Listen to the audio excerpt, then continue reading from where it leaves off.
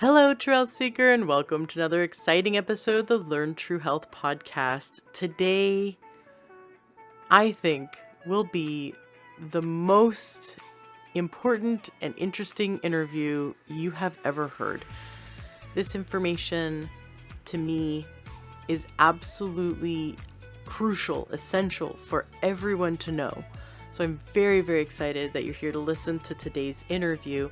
Clint Ober is doing a giveaway. We talk about it near the end of the episode, but I want to make sure you know about it since sometimes people take a few days to listen to a whole interview, especially when it's as long as this one. So you'll want to join the Facebook group Learn True Health. Just search Learn True Health in Facebook, or you can go to learntruehealth.com/group. That'll take you to the Facebook group. We're doing a giveaway, and Clint Ober is going to be giving away several of his products for free as a big giveaway. It's so exciting. He's giving away so much. They're grounding mats, and the one that I'm using right now, my feet are on right now, are pretty much either at cost or they're putting all the money back into helping people. So he's mission driven, he's heart driven. I really enjoyed interviewing him. I also watched his documentary, which something we talk about a lot in the interview, and they've given me permission to play the documentary for you. Right now, it can't be a public documentary because it is being played at film festivals around the world, and it just won a bunch of awards in Hollywood at a film festival. So in order to be in compliance with the film festivals, it has to be password protected. Well, they gave me the link and the password, and I'm going to be sharing that in the Facebook group as well. You are going to want to watch this documentary. It is fascinating. We sat down and we were glued to it. In fact, I've been wanting to go back and watch it again. That's how interesting it is. Now, as you listen to today's show, if you decide that you want to try one of his grounding mats, I absolutely recommend you do. It has made a big difference. I've tried other stuff from other companies, but he has so much science behind it. I really love it. So you can go to learntruehealth.com/grounding. That's learntruehealth.com/grounding. And there you can find the mats. One thing is, if you want to try it and have your whole family try it, then you can get the there's a little kit that you can get, the patch kit. And later on in the interview, I asked him to explain each product. And the reason why he created these products was out of a need because he wanted to do studies. So he's done 26 peer-reviewed studies, and he had to create a product in order to do this grounding. When I first got into this, I really thought it sounded like a lot of woo-woo. It sounded really hippy-dippy, like, oh, what are we going to go dance barefoot in the grass?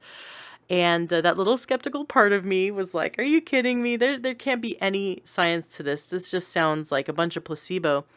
Well, the documentary goes through the science and explains how the immune system works and how these electrons that are built up in our body, because we are not grounded anymore.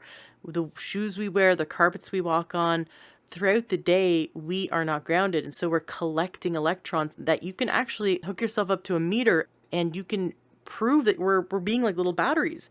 There's this positive charge that's occurring. And through the process of earthing, which is connecting directly to the ground, or grounding, which is using a device in your home. Sometimes it's easier to do grounding, especially if it's like February in Montana. Not a lot of people want to go walk in the grass. Right now it's the summertime, so we all want to go out and walk in the grass barefoot, but there are parts of the country that we don't want to do that in because of heavy spraying of pesticides. So in that case, the devices are amazing for helping you. I love that it calms me. It makes me happier. And our son, who's using it on his bed, is sleeping in now. He's always like, we've done really well with sleep between the magnesium and changing our mattresses and all the little health habits that we do. But since we added the grounding mat, he is sleeping in more. So I thought that was really neat. And I also noticed that we're getting even deeper sleep. I didn't think that was even possible. And that's because when you do grounding or earthing, it significantly lowers inflammation in the body. And he talks about that both in the movie, in the documentary that you're going to have access to by going to the Facebook group, and also in this interview that you're about to enjoy. So I'm so thrilled that you're here to learn from this information from Clint Ober. He is quite a character, quite fascinating, and such a wonderful soul. It was a true blessing to interview him today, and I know you'll really enjoy what he has to share. I just want to make sure you know to join the Facebook group and participate in the giveaway, because you could win one of the awesome mats, and I'd love for you to do that. I'd love for you to win it. That'd be great. He's giving away, I think, like 5 of them. And also, definitely come to the Facebook group so you can have access to the documentary and watch it. It is amazing. And if you have any questions, please come to the Facebook group, Learn True Health in Facebook, and ask them. Our community is super supportive. So many people, not just me, I'll definitely be there to answer your questions, but the whole community comes together to help each other. So it's a really wonderful place to be. Wonderful. Well, enjoy today's interview. Welcome to the Learn True Health podcast. I'm your host, Ashley James. This is episode 366. I am so excited for today's guest. Out of all the interviews I've done, and it's been over 365 interviews, I feel like this one today is going to be the most important interview that you listen to. We have with us Clint Ober. I've watched a documentary with him recently, the Earthing movie, and it has completely blown my mind. I feel like, that little nuclear explosion that went off in my head. I'm like, oh my gosh, this is the most important thing my listeners need to know. Clint, I'm honored to have you here on the show today. Well, Ashley, I'm honored to be able to visit with you and present what I know about earthing and what we've learned over the last 20 years, and hopefully help some people. Absolutely. Now, I first heard about this, I want to say about maybe a year and a half ago. I was interviewing, I believe it was a naturopath. I've heard about a dozen naturopaths and holistic experts on my show tell me that grounding or earthing is vital, is absolutely essential to someone's healing. And it kept coming up. But the first time I heard it, I was asking one of my guests to share some homework for the listeners. What would be one thing they could do to really change their life? Like one thing that 100% of the population can do to change your life. And she said, the first thing I do with my clients is I get them a grounding mat on their bed. Absolutely essential that every one of her patients have one. And I thought, wow, if she says that it's that important, then I need to look into this a little bit. And so I told my husband, and he got really curious. And he actually found you through searching through YouTube videos. And he came to me, he goes, you have to have this guy Clint on your show. He's amazing. This stuff is amazing. And Cool. and so we started to do things like walk barefoot outside when we could, and hug. I was hugging trees, Cool. just to feel, do I feel a difference? Do I notice a difference when the electrons are leaving my body? And then my husband got into trying to build our own mats because he saw some videos online. And it was, I don't recommend making your own mats. It was kind of messy and Right. and it didn't work out very well. But your mats are amazing. In fact, I have my feet on the grounding mat right now for the office. And I don't want to, when I have my feet on it, I actually don't want to leave the office. I start feeling so good. Have you Yep. heard that before? People say they don't want to get off the mat. Yes. They It's don't want to get out of bed. right. Well, what's really interesting is we put the grounding mat that we bought one from you and put it on the on our bed, and we noticed a difference. And we're like, I wonder if our son will notice a difference. He's 4. And so we didn't tell him, but we put him on one, and he started sleeping in. And that's Uh-huh. like a miracle for us because he's been our alarm clock for the last 4 years. And he was sleeping in past, like we'd wake up and he's still sleeping, and that would never ever happen in the past. And that's the only change we made, was putting him on the grounding mat. I thought that Yeah, was really interesting. it is. Kids Absolutely. love it. Yeah, so I want to get into your story. I know definitely we've piqued some people's interest. What is this? What is this grounding or earthing? It sounds so woo-woo, oh, go hug a tree, go walk barefoot in the grass. Well, we started telling my mother-in-law about this. She thought it was fascinating because she said, her nanny growing up was her grandmother from Germany, and every morning she would go out as the sun rose, and they would walk barefoot in the dew, in the grass, in Pasadena, California. Every morning, her whole childhood, her grandmother made her do that. And so when we started talking to her about earthing or grounding, she said, "That's what I did my whole childhood. My grandmother made us do it." And I thought that was really interesting that we as humans knew to do it, and we've lost that way in the last few generations. So I want to get into your story, and then we're going to dive into the science and why earthing or grounding can remove inflammation, pain, depression, has even helped women lose weight, and balance the systems of the body. It's very fascinating. But first, let's get into your story, Clint. What happened in your life that led you to discover earthing or grounding? Well, I never really know where to start, but probably the best place is to. I spent 30 years in the communications industry, primarily cable television, broadcast television, satellite distribution, things like that. And in that industry, we have to ground everything to the earth in order to maintain electrical stability throughout the system to prevent noise, electrical glitches. It's like if you see a TV set that has lines in it and flicks and any kind of electromagnetic interference. So we have to ground the system to maintain it at earth potential so that it eliminates all the static charges. And if there's any atmospheric electrical events, a lot of times people think of lightning, but there's lots of other rises in ground potential and all of that thing. So, but anyhow, the main thing is everything had to be grounded to the earth in order for safety and for electrical stability. And I learned that when I was quite young. Prior to that, I grew up in Montana, and we were barefoot all of the time, most of it. And a lot of my friends were Native American. And so we were a very earthy group of people. I mean, we were more nature oriented. It's like in nature, everything is connected. It's all, it's all systemic, and we're a part of it, and so on.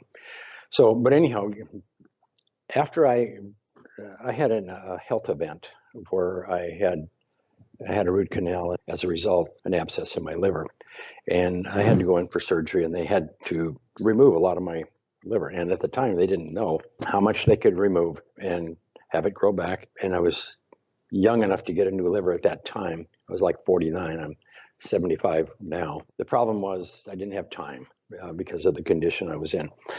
And so I did recover from that. It was kind of, I think a little bit of that is touched on in the movie. After I went through that traumatic experience, I woke up one morning and I looked outdoors, and the world was just very different to me. I couldn't go back to work yet. But anyhow, I looked out the window and everything was vibrant. It was electrical. It was like there was energy, the pine needles, the sky, everything was vibrant. For some reason, I looked around the room that I was in, my bedroom, and I was looking at all of the art that I had there, plus I had lots of other things. And I just had this epiphany that, I almost died, and I spent my whole life just acquiring all these assets and almost died. And so my kids would get part of it. Most of it would be auctioned off or thrown away. And I realized that my life, that I didn't really own these things. They owned my soul because I had to maintain, I owned them. So I had to take care of them. I had to, provide and the environment, the home, all that stuff. And in the end, here I almost die. And so what's the point in all of this? So anyhow, as I came through that, I just had this feeling come over me. that I didn't own any of this stuff. It owned me. So I gave everything I had away except for what I could put in a couple of suitcases and an RV. And I didn't go back to work at the company that I owned. I turned it over to my employees and let them have it. And it was a fairly large company.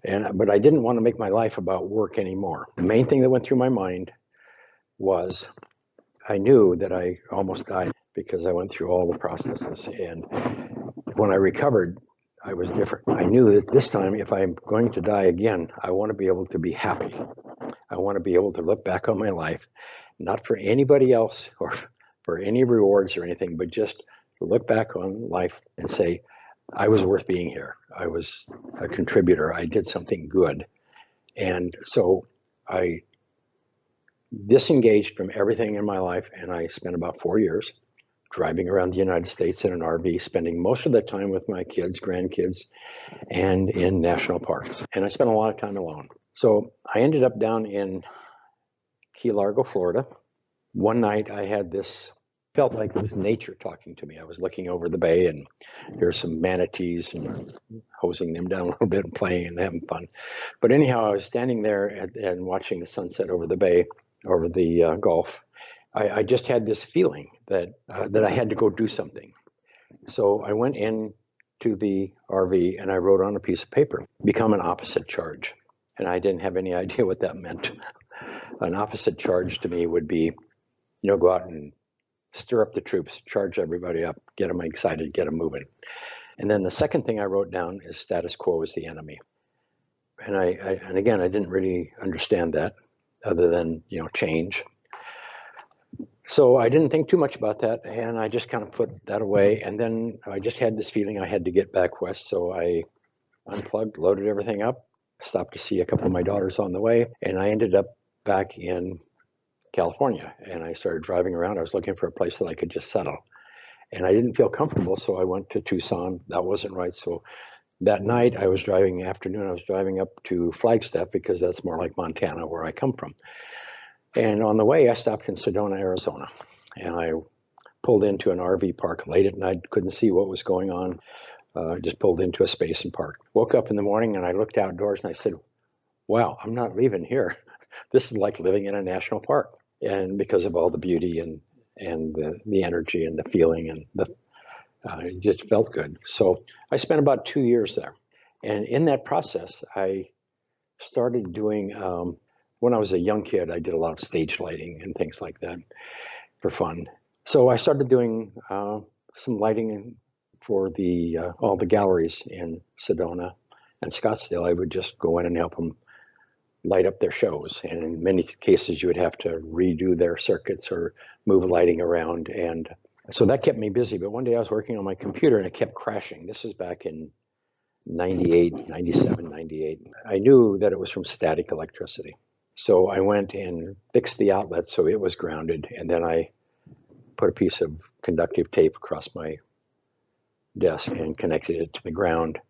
And so whenever I would touch the computer, I would touch that first so I wouldn't have a static charge on my computer. After I resolved that, I was just finishing up a job, so I went outdoors and I sat down on a bench, and a RV full of tourists pulled up. And I was at an art gallery area where I was fixing some stuff. And I just sat there and I looked at them, and they were getting off the bus. Everybody was wearing these white tennis shoes, athletic shoes. I don't know whether they're Nike or Reebok or whatever. I think they were Nike, but anyhow, I just intuitively asked the question. I wonder if humans no longer being naturally grounded, if it could be affecting us. I mean, affecting how we feel or affecting, us. I didn't know. So that night I went home and I got a meter and I grounded it to the earth. And I walked indoors and put a patch on. Just started going around the house and I noticed all of the elevated EMF charges on my body. And then I started to measure the static electricity, which is more DC. And the huge static electricity that builds up, and that every time you take a step, you're creating static. If you're wearing shoes, rubber sole shoes, and you're walking on a carpet or a vinyl or some kind of flooring, then every time you pick up your foot, there's contact there's separation of electrons, so you're creating charge on the body. If you do a lot of it, then you'll get the little shock when you go touch a doorknob. But forever in a home, you have static electricity build up on your body, and in many cases, you have high levels of these electromagnetic. They're electric charges, electric field charges on the body. That night, I said, okay, it was getting late. I needed to go to bed. So I laid some duct tape, metal duct tape that I had bought earlier in the day. And I laid it across my bed, connected an alligator clip to it, threw a ground wire out the window, connected it to a ground rod, threw a second wire out the window, connected the electric meter to a little separate ground rod. And then I measured them together, and I knew that the tape was grounded because the meters went to near zero. So then I laid down, I measured the body voltage and all that stuff on my body. Then I laid down on the tape, and as long as I laid flat on it, then I saw the body voltage drop to zero. So, but the most important thing that happened that night was that I lay down on the bed. Normally, for me to go to sleep, I had to take Advil because I had a lot of pain. I was a cowboy. I'm a skier. I played tennis. I've done everything. And back at that time, I was in my early 50s, and so I'm in pretty tough shape. So, but anyhow, to go to sleep, I had a lot of pains, a lot of issues, and so I take Advil to go to sleep. And then that night, I was laying on the tape. I had the voltage meter laying on my stomach, and I was measuring the voltages. And I just kind of laid it on my chest, and the next thing I knew, it was morning, and the voltmeter was laying down beside me. And I had stayed flat all night long, and I slept grounded for the first time in my life. And I woke up and I said, wow, there's something to this. I need to learn more about this. And so I started to look around a little bit on the internet, which was really difficult back in 98, 99. There just wasn't a lot of data. So I went down to the university in Arizona, and I went to their medical libraries looking for anything I could find on grounding. And the only thing the only literature on grounding had to do with if you're going to perform surgery, then the patients need to be grounded. And in many cases, the surgeons have to be grounded in order to prevent static sparks. Because if they cut the skin and there's a static spark, it can trigger a heart event. So that made some sense. But anyhow, I couldn't find anything about grounding for health. Grounding to reduce static electricity, to protect chips, to protect computers, to protect software, to protect gasoline against gasoline events, fireworks, all of those things. Grounding is a huge industry. It's a multi-billion-dollar industry in the commercial area, and it's 100 years old. I mean, ever since dynamite and gasoline, people they have to wear grounded shoes. They have to be grounded, and everything has to be protected, prevent sparks. Then I went back to Sedona, and I started grounding a few of my friends, a couple of them, buddies that I hung out with a little bit. One of them had severe arthritis in a hand, and I didn't think anything about it, but I told him, you got to let me do this, and you got to experience it and make sure I'm not crazy. So I went to their homes, and I grounded them like I had grounded myself. And both of them said they had real results. And then, first of all, it was a joke. It couldn't possibly be whatever. Then about the third day, the fellow who had the arthritis, he says, do you think this could have any effect on arthritis? I said, I wouldn't have a clue. And he said, well, my arthritis is coming down. And so that piqued my interest. And then, so I kept playing with it. And then I recognized that, yes, this affects me. It affects my friends. So there's something here, but there's no information on it. And it wasn't until after we wrote the book that all of these people from around the world, from Germany and all of the Native American populations throughout North and South America, and all of these, grounding or barefoot is a known thing, but the science behind it did not exist. Mm-hmm. So it was just people. The thing that happened, I don't want to die. I got to make sure I'm on track here. But the thing that happened as time went on, I came out to California, and I went to UCLA, and I asked them, and they said, they pretty much told me, I said, you're crazy. So anyhow, I took that and I went and found me some researchers that were in the meeting there, and they helped me do a study. And then we saw that yes, there is some dramatic effects going on here. Anecdotally, we could see it. Then there needed to be some quantifiable studies. Then we did the cortisol study and all the other ones, and I can kind of come back to that. But the real event that happened was in the late 50s, they invented plastics. And then by 1960, we had the plastic materials that we could create carpets with, we could create soles of shoes with. And so the whole world, this was a real benefit because now the poorest people around, everybody, no matter who you were, you could afford shoes now. Because the leather sole shoes that we had before 1960, this is an important thing. Before 1960, 90% of all visits to a practitioner were for infectious disease, acute injury, and childbirth, 10% for stress and whatever. Today, over 90% of all visits to a practitioner are for a stress-related health disorder. Meaning, so it's about something's affecting the immune system sufficient that you can't maintain health. And now we know that that's inflammation. Before 1960, when I was a kid, we had leather shoes that we had to wear to school, to go to church, and for weddings or real special events. Other than that, we were barefoot. And if we were going to church on Sunday and it was raining, we carried our shoes in our hands, walked barefoot, and when we got in the church, we put the shoes on. We couldn't walk in the water or the rain with leather sole shoes because that would ruin them. And they were expensive back then. That's the world I come from. Now, it may be different in the bigger cities and other populations of the world and in Europe, but everything was leather soled, which is a semiconductor. So even wearing a leather soled shoe, you're somewhat grounded. But when we invented the plastic soled shoe, then that's like putting a jacket around an electrical wire. It insulates us from the earth. Now, that takes us to what is ground. Ground is the earth itself has an electrical surface charge. You can't see it, you can't smell it, you can't taste it, but you can feel it. On the average, the earth, it will vary between midnight and 12 noon. At 12 noon, the electrical potential of the earth is higher because the sun's hitting the earth directly, and it excites electrons on the surface. At night, everything calms down, and it's quieter, but it has a 24 circadian profile that ebbs and flows and so on. But when you as a human being stand barefoot on the earth has a negative surface charge.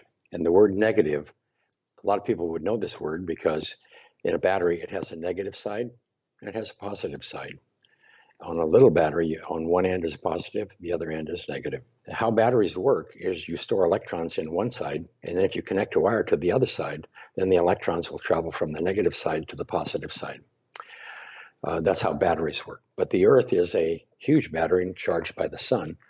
So, but it has a negative surface charge of about 20 to 50 millivolts on the average. So there's a lot of free electrons stored on the surface of the earth that can move and reduce charge. Now, go back to the cable industry, television industry for a minute. The reason we connected everything to the earth was so that the conductive cables and everything electrical could be held at earth potential, meaning as soon as we connect them to the earth, the cable system, then it goes negative 20 to 50 millivolts, the surface wires.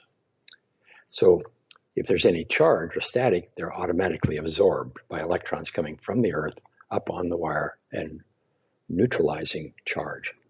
The wires, so when the cable wires, which we've seen, they're up by the telephone wires Yes. on these poles, are they collecting a charge because they're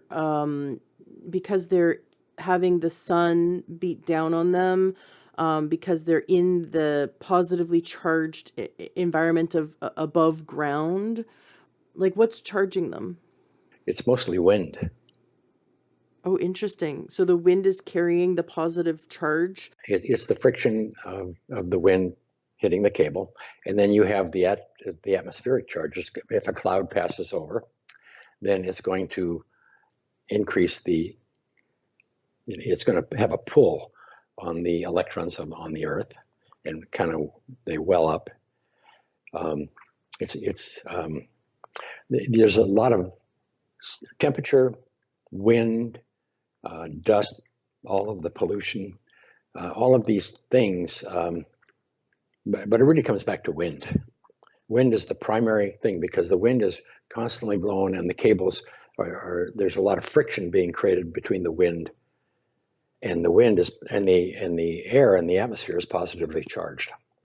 So the reason why I asked that question is to compare our bodies to those cables.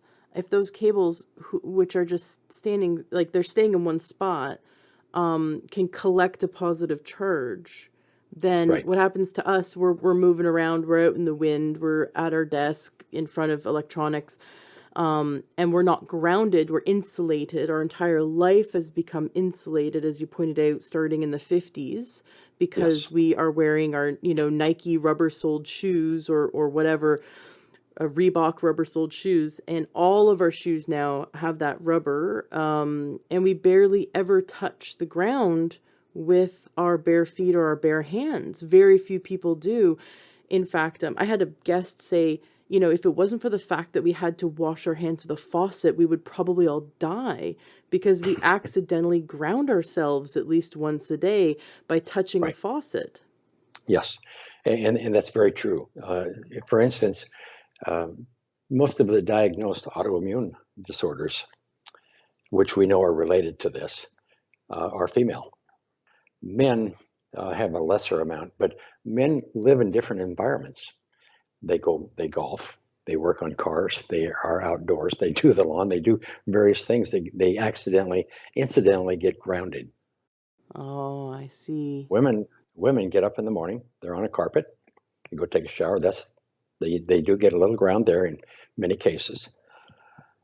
Then they put on, a lot of times you have clothes that has poly in it, and put on shoes. Then you walk on carpet or indoor insulative type flooring. And then in many cases, they're handling, like vacuums and hair dryers and all of these things.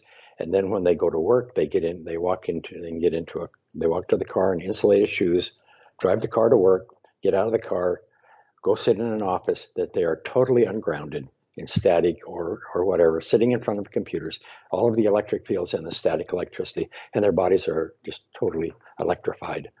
You mentioned a DC charge that the static electricity builds up inside us. All the electrons are built up inside us, these free electrons, which are free radicals. It's causing free radical damage, right? That they're built up inside us like a DC battery. On the earthing movie, it was mentioned that someone could have up to 20 volts stored inside them, because they don't ground. The voltage is a measurement between 2 points. The electrical potential between 2 points, like the Earth would be 0, and like your electric lights would be 120 volts. So what they're talking about in many cases, let me kind of explain something first. The body, when it's grounded to the Earth, it's identical to a cable or a television tower or your refrigerator or your computer if it has it grounded.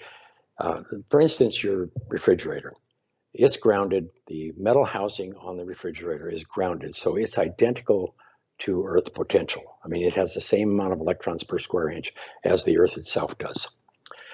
And the reason that you ground that to Earth, so if there's an electrical event, a broken wire or anything ever happens, that refrigerator is grounded so the human being will not get shot.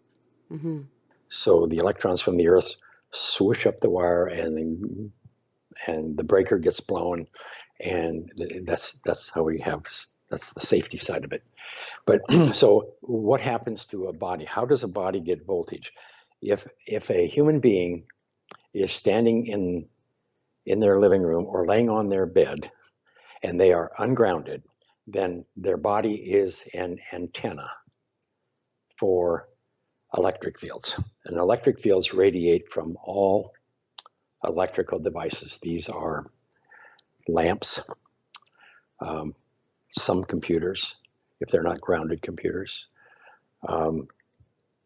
TV sets, but electrical wires. Anytime you see a lamp or an electrical wire anywhere, it is radiating an electric field. The only way you can remove an electric field or prevent an electric field is to unplug the lamp. But if you are in the proximity or close to it, the closer you are to the electrical cord, then that electric field that's being radiated from that wire, it creates a charge on your body. And you can take an AC voltmeter, you can connect it to the earth on one side, and then you can put an electrode patch or anything on the body with the other side of the voltage meter, and it will measure the AC charge that is on your body. And you can walk close to a lamp, it will increase. You can walk further away, it will decrease. You can stand barefoot on the grass or on a grounded device, and it will go to zero because the pad is at earth potential. When your body stands on the earth or the mat, then the electrons from the earth come up the wire. The negative free electrons on the earth, they come up the wire, they bring the pad to earth potential. Then anything that touches that pad, if it's a human body, then the human body is going to equalize with the earth. It will maintain this the same negative charge as the earth. And what that means is there's an abundance of free electrons on the body that are able to move and reduce charge. That makes sense? Mm-hmm. Okay, so over a period of 60 years, we started wearing rubber sole shoes. And there's an exponential curve that is still climbing. It was about 2010, 2011, when we had about 90% of the shoes sold in America were plastic soles. Back in 1960, where 10% were plastic sole shoes. So we've had this complete reversal of leather sole shoes versus synthetic sole shoes. But if you look at in the book, the Earthing book, there are charts that show the growth of, for instance, rubber sole shoes over a 60-year period, 58-year period. And here's the growth of autism, lupus, MS, diabetes, and so on, and so on, and so on. So now, in the early days when we started investigating all of this, we did not understand what the mechanism was. How could grounding the body reduce pain? That's the only thing we knew at that time. And this was back in, I think in 2001. I was at a conference in California trying to talk to people that might know something. And we ran across Dr. Steven Sinatra, who was a cardiologist. And I started talking to him because cardiologists deal with electrical. They know the body's electrical first, chemical second. But no one else did at that time. And more importantly, Steven said, Clint, he said, if you are affecting people's pain, then you need to be looking at inflammation, because pain is a byproduct of inflammation. You have to have inflammation first before you can have pain. So I went home scratching my head, because inflammation to me was I was playing tennis and I slipped and twisted my ankle, and it would swell up. Mm-hmm. And it got red and heat and whatever. So that was inflammation. And that was what I knew. But in 2004, we knew, okay, but along the way, we began to learn, and we kept doing studies, and we began to learn that when we ground the body, it would reduce the pain. And then we went on and did some tests on hormones, especially cortisol. We wanted to know and it calms the body when you ground. So we needed to understand that. So we did a study on cortisol. We would measure cortisol every 4 hours for 24 hours, ground them for a few weeks, and then do it again. And it's just dramatic, the change, the shift, because before their circadian cortisol profiles were all over the place. And then after grounding for a few weeks, they all synchronized. And these people lived in different parts of Southern California. So we knew it was connected to earth rhythms and so on. So we learned about cortisol, and I'd like to come back to that later. But the inflammation thing, then I started investigating inflammation, and then I learned one day that neutrophils, macrophages, and many of these white blood cells, what they do is how the immune system functions is if you have a damaged cell or pathogen in your body, then it sends over one of these white blood cells, which are many for many purposes. But they encapsulate the damaged cell or the pathogen, and they release reactive oxygen species. As soon as I saw the word reactive, then I knew that this is an electrical process. It's so fascinating. So it was an accident. So just to illustrate for the listener, a white blood cell needs to attack a pathogen, or maybe the white blood cell needs to digest a cancer cell or a cell that's damaged, and it comes along and it encapsulates the white blood cell, encapsulates the cell, and then it releases a reactive protein, which what it's actually doing is releasing free radicals. It's releasing loose electrons that magnetically tear apart that cell, so then the white blood cell can continue to digest it. Is that Right. correct? That's how the immune system destroys pathogens and damaged cells, by stealing electrons from their structure and killing them. And if we have too much of that, so the inflammation comes in when we have too much of that going on, and we have too much of a buildup of these electrons in our body because we don't ground, then the electrons start to attack the healthy tissue, creating more inflammation. Yeah. What we have to do is go backwards now. In 1960, before then, we were all semi-grounded, or we spent a lot of time grounded. People who didn't spend any time grounded, there's a few of those, but these autoimmune diseases, inflammation-related health disorders, started to climb in around 1960, late 50s and the 60s. So when the body is grounded, it has earth potential, ground potential. What it has is a reservoir of free electrons. The body is negatively charged. So those free electrons are not just on the surface of the body, they're in the body, they're everywhere. They don't have free range. They have to, the body gates everything in and out and all that kind of stuff. But basically is when we did our grounding studies, it was like 208 or 210.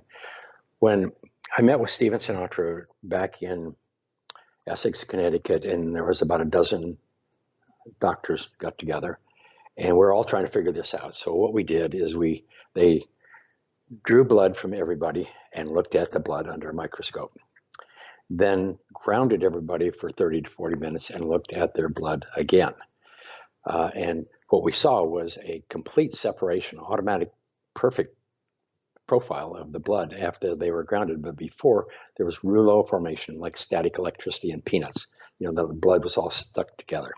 When it's stuck together like that, it can't get in and out of the capillaries. So as soon as you ground, then the blood can get in and out of the capillaries, and everybody's face started to pink up and so on. As soon as you ground the body, then the red blood cells, we found out through a further experiment that the negative surface charge on red blood cells increases by a factor of almost 3.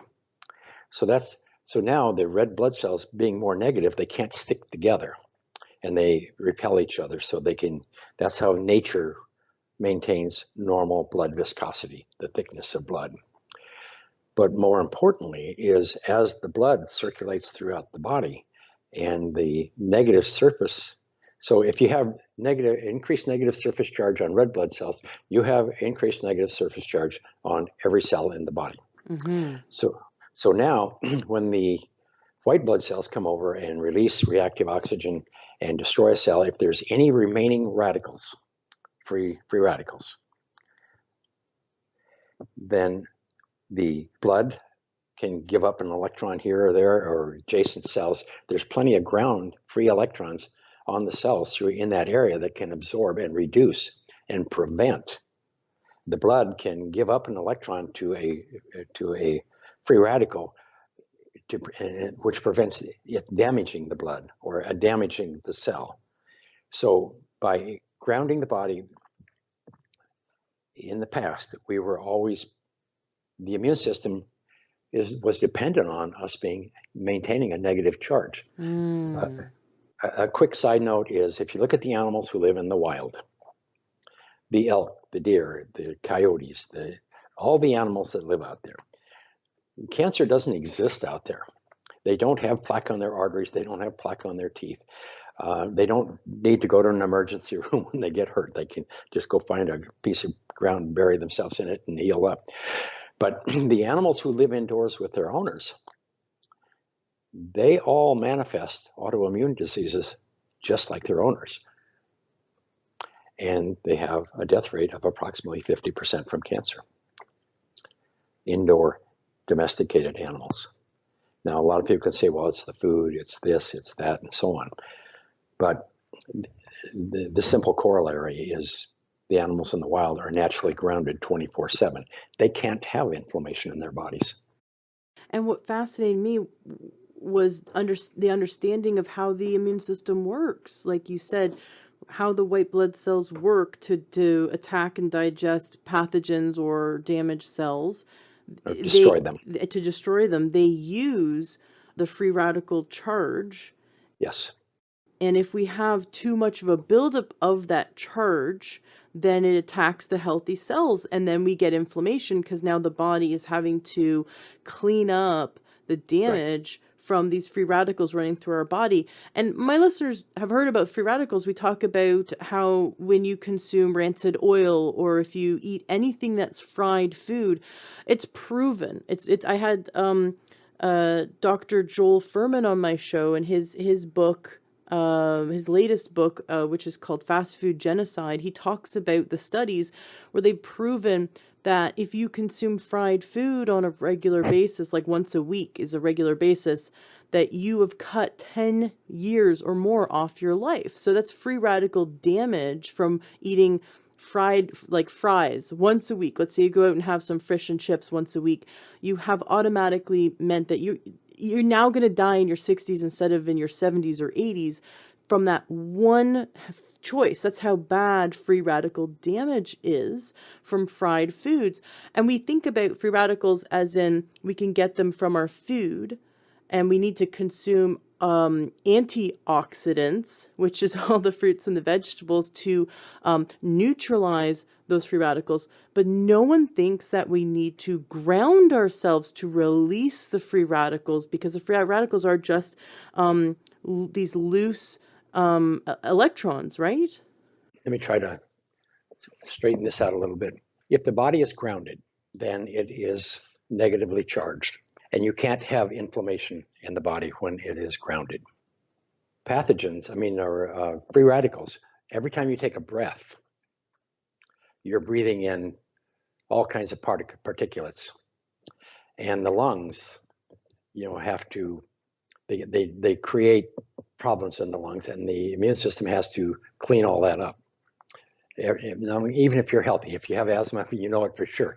But even when you're healthy, when you're breathing bad air, you're breathing in radicals, and so it's in the water. It can be it's definitely food and all these issues that are going on in our environment.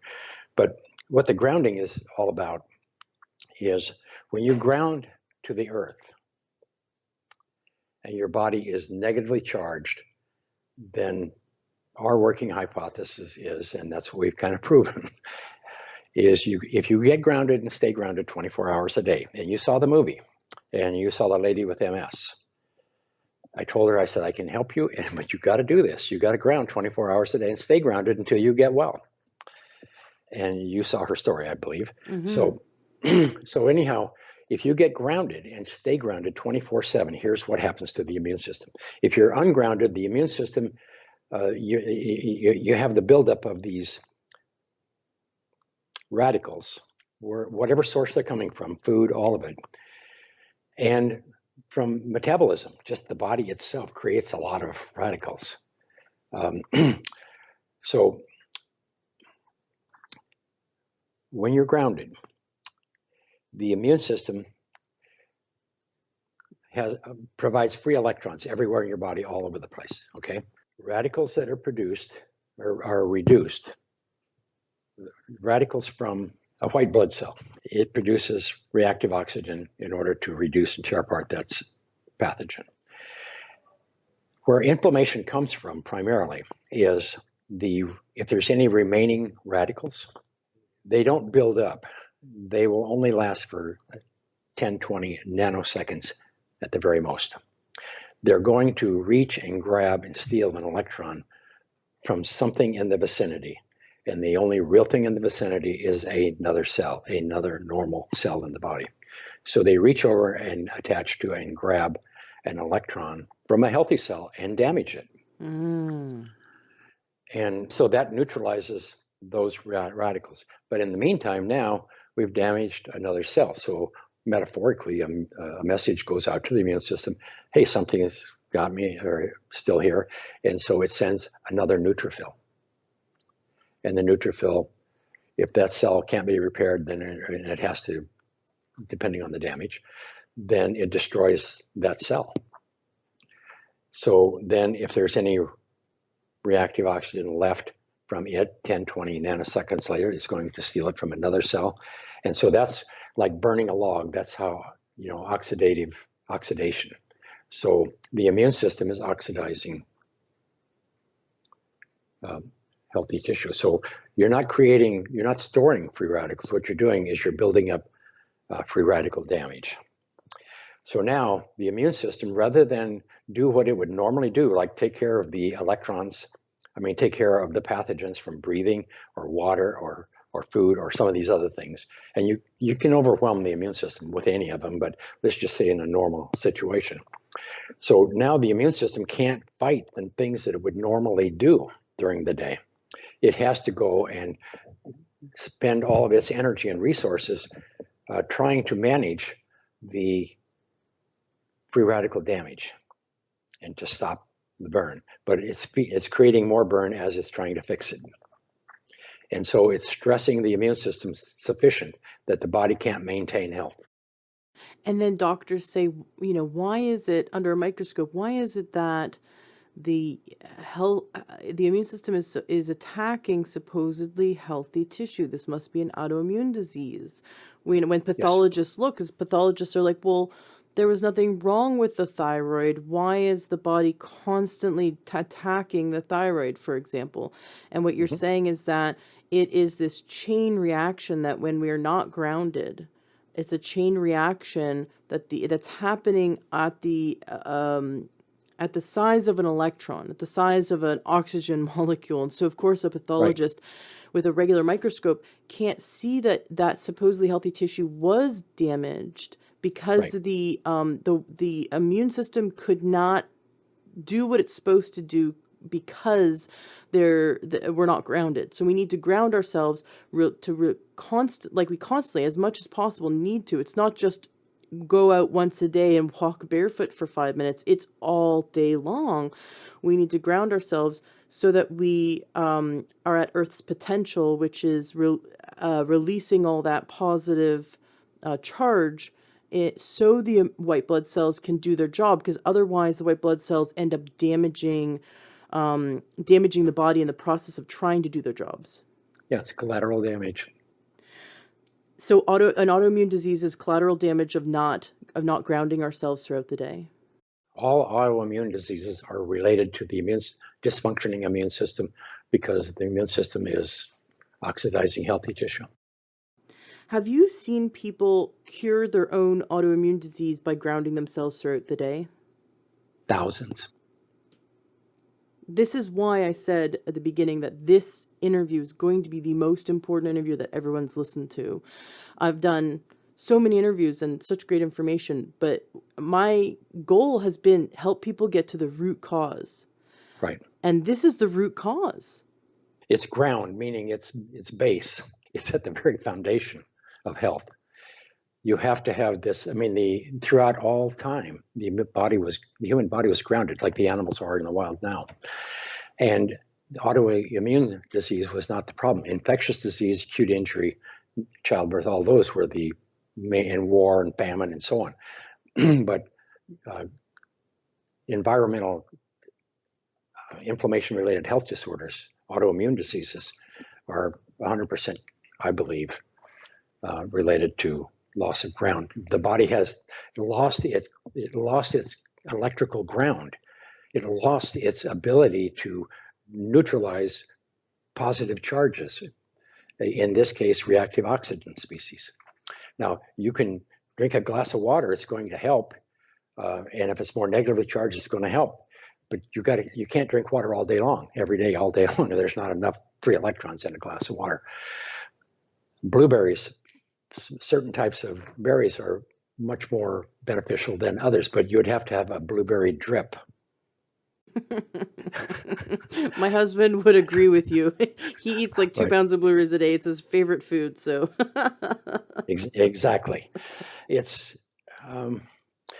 really, really simple, and that's what's complicated about this, because the body is electrical first. Everything in the body functions electrically, then chemically. You have to take an electron from here to there in order to create energy, life. That's how we know when a person is dead, because they have no more electrical potential. Mm-hmm. I mean, no electrical. I mean, they've lost their electrical capacity. And so on. But so where do I go from here? How do I? Well, and you just bring up a really good point. If we go to a cardiologist, they're going to read the electrical. They hook us up to an EKG or these other machines that will read the electrical signals from our body. We have to remember that every part of our nervous system has electrical potential, has electrical charge, that in between each synaptic gap in the nervous system, and so we keep thinking we're a bunch of chemicals, but beneath that, it's actually electrical information that Yes. is happening in the body as well. We're bioelectrical beings, and Yeah. when I think about it, think about a machine that's where the electronics are not grounded, like you're like a computer. That it's going to get staticky, or a TV, it gets staticky. It crashes. The hard drive burns out. That it doesn't work correctly, and that's just a machine, Yep. which is an electrical being. It's a machine that's not grounded, and it can't function. And now we look at us, a significantly more complex being, because we're bioelectrical beings, and when we're not grounded, the circuitry is blowing out. Right.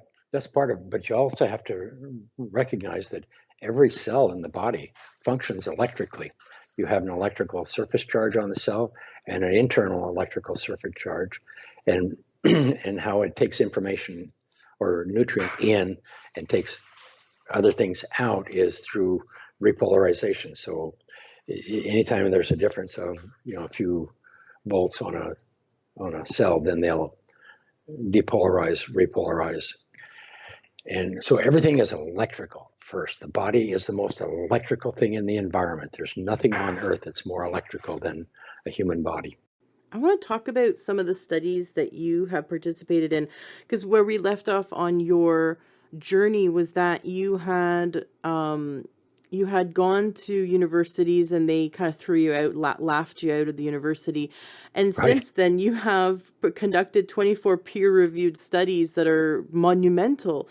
In the Earthing movie, there was one, they talked about one study where they hooked preemie babies up to basically becoming grounded. They grounded these preemie babies in the NICU, in their little oxygen tents, Yep.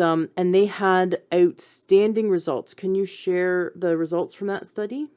Yeah, basically, babies in these ICU units, they're ungrounded, and their little bodies and nervous systems are all electrically charged. And so what they did, and there's a lot of EMF around, but there's a lot of static electricity because they're in plastic things, and there's people coming and touching them.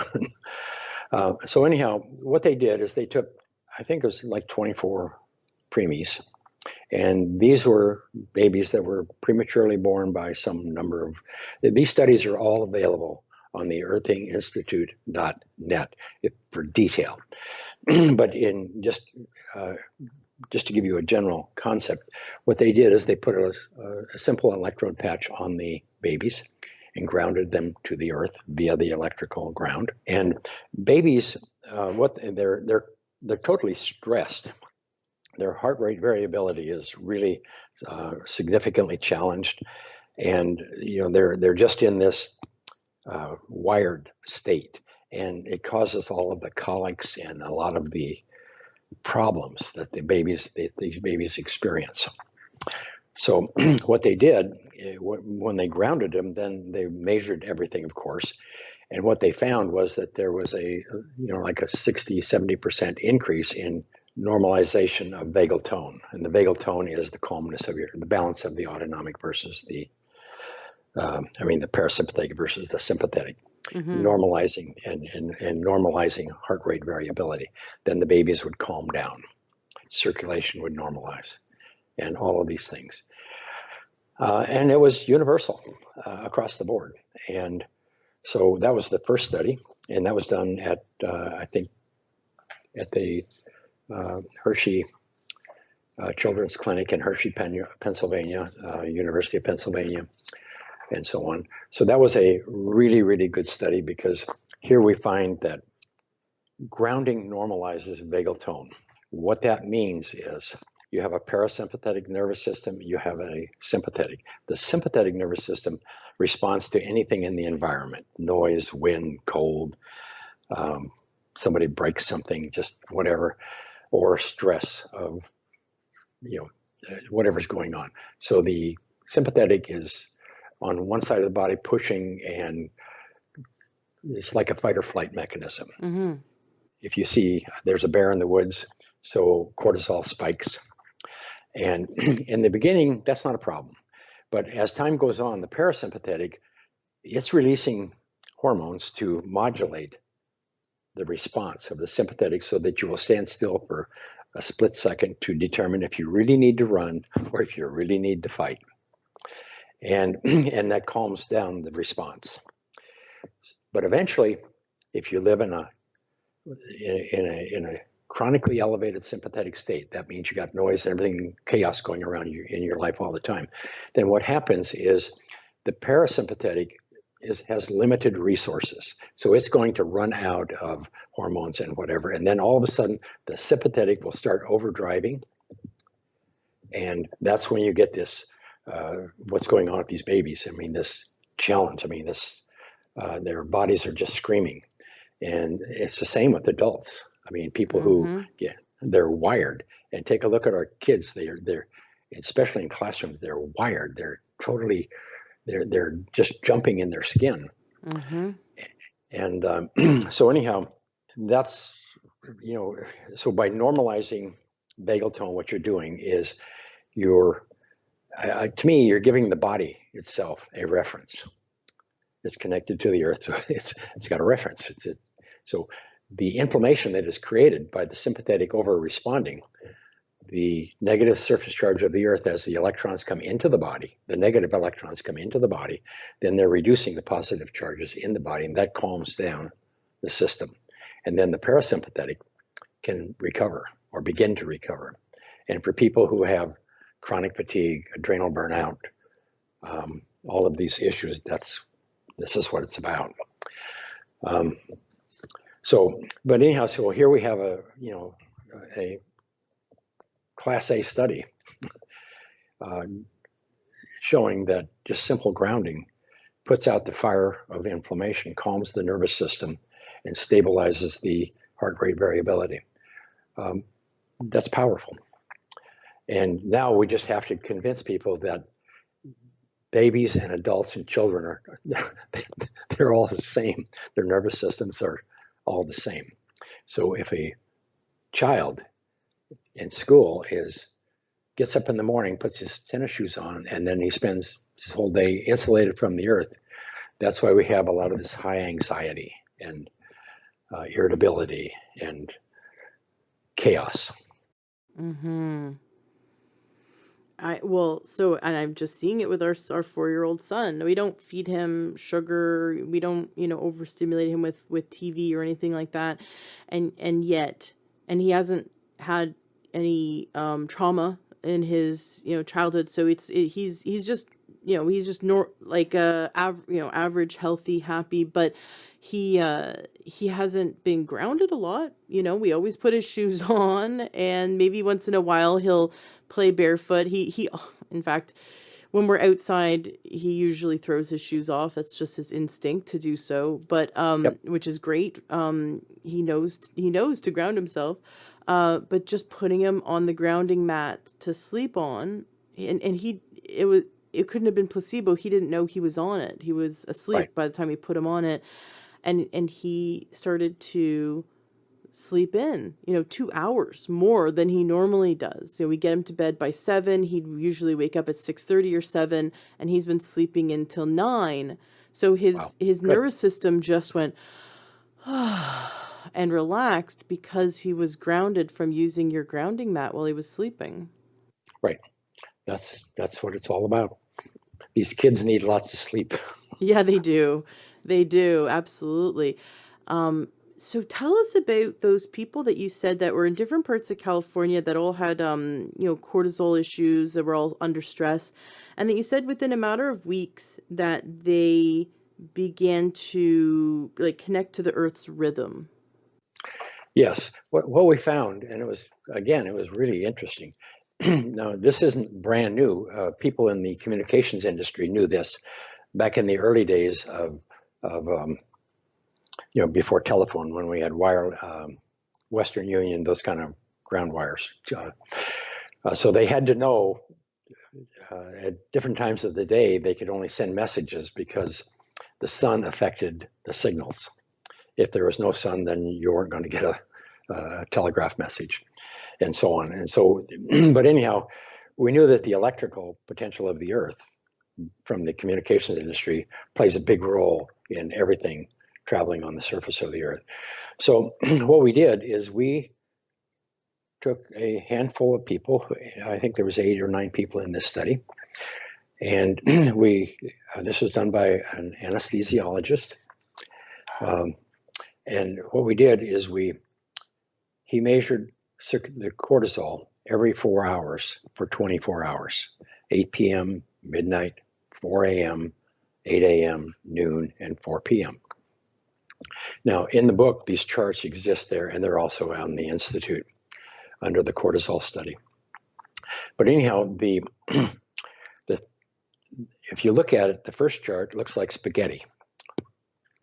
I know I kind of knew these people by, not personally, but by age. The younger people were high stress, and they had elevated cortisol, and the older ladies had low cortisol, exhausted adrenals. But to look at them as a group, they did have a peak coming in around 4 a.m. and peaking at 8 a.m. and then it dropped off. But as soon as we grounded them, then they all synchronized and they were all identical in a tight little band, and they all kind of went to normal. And when I say normal, what that means is at 4 a.m., first of all, if you're not sleeping at night, if you can't, I mean, there's only one reason I believe that people can't sleep. They have elevated cortisol, because cortisol is a fight or flight hormone, and it's not going to let you sleep because you're worried about a child, a bill, a work problem, a whatever life issue that's causing you stress, and causing you to think about or worry or whatever, and that's causing the body to secrete cortisol, and it's really hard for the body to go to sleep as long as this cortisol is elevated. Sleep is autonomic, but you cannot sleep if there's a bear in the woods. So anyhow, what we saw first of all was the cortisol normalized between 8 a.m. and 4 a.m., where before it was kind of spaghetti.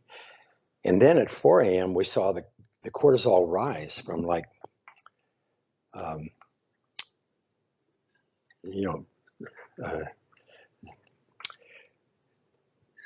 can't use the word milligrams here, but anyhow, to give you an example, they rose from 5,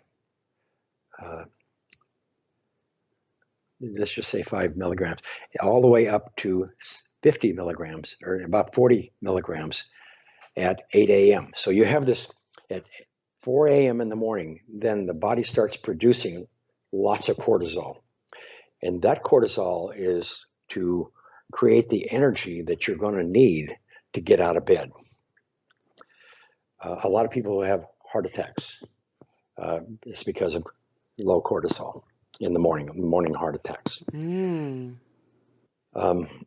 So anyhow, the main thing that we saw was, one, the cortisol circadian profiles, the daily profiles, synchronized amongst this group of primarily women.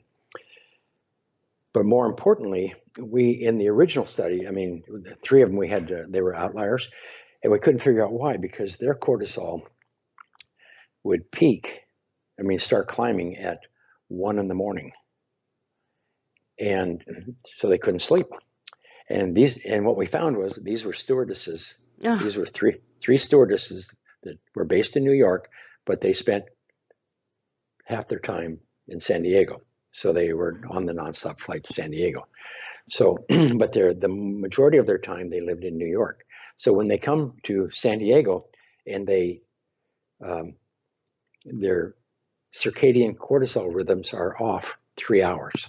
Mm-hmm. So that's what you call jet lag.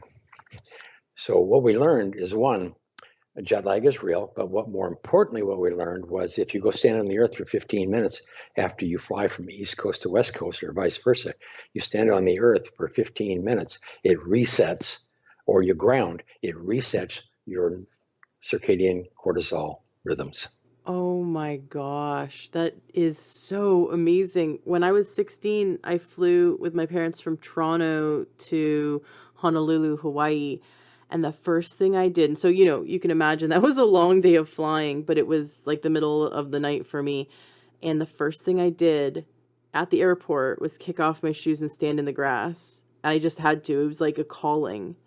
And I didn't have any jet lag that entire trip. Yeah, your body knows what to do if you listen, if we get out of our own way. Yes.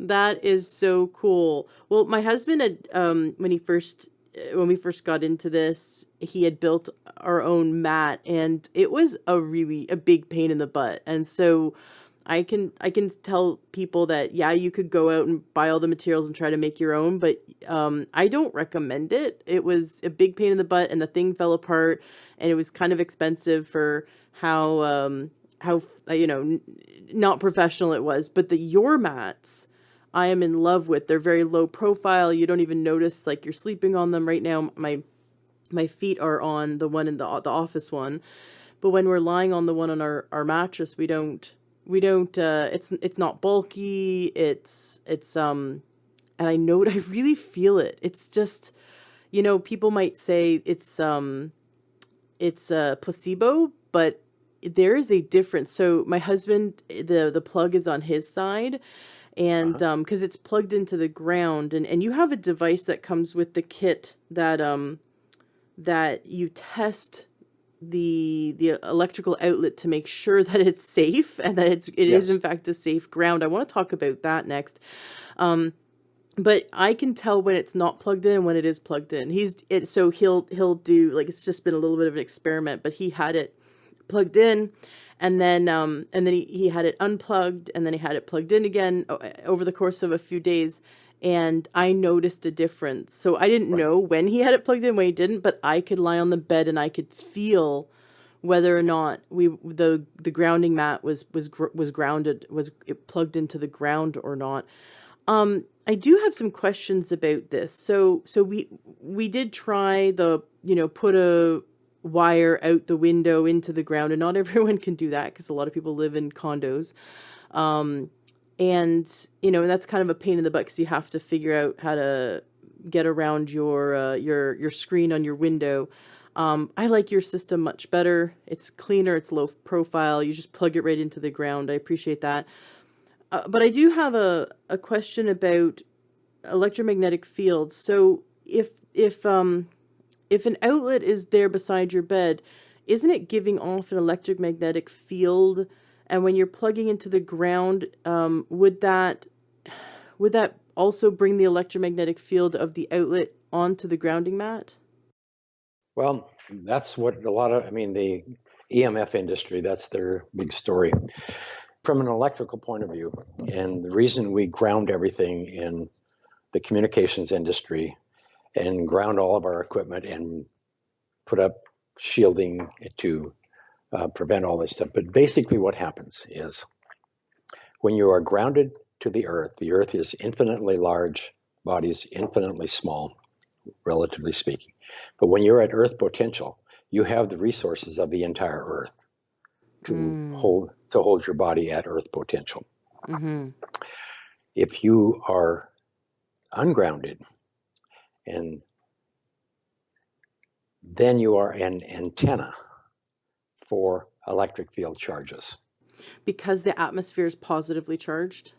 No, it's because when we're talking about electric fields, static electricity is different. Okay. When you're grounded, it dissipates static electricity. I mean, that's the industry. I mean, that's a huge industry. Now, electric fields, EMFs, you have an electric field and a magnetic field. Magnetic field, you or nobody else can do anything about whatsoever because they go through bricks, they go through everything. You can't shield them. You can with new metal, but nobody could afford it. But so magnetic fields are not the problem. We have done enough work that we know that the active agent with EMFs is the electric field. Mm. And the electric field is kind of like the bear in the wood. I mean, the bear is radiating an electric field. You have an electric field, the bear has an electric field. This is a fact. And when you sense his field, then it's going to fire your sympathetic nervous system, and your cortisol is going to spike, and you're going to run or you're going to fight. So, but anyhow, so here's my take on all of it. I have a huge background in all of this. And it's really hard to teach everybody electromagnetism or the basics of electromagnetism. But the reason everything is grounded is to prevent electromagnetic interference. That's the real term here. Mm-hmm.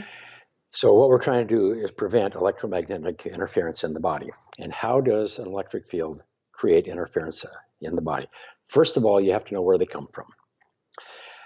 Everybody is worried about what they can see. They can see a lamp, they can see an electrical outlet, they can see a cord.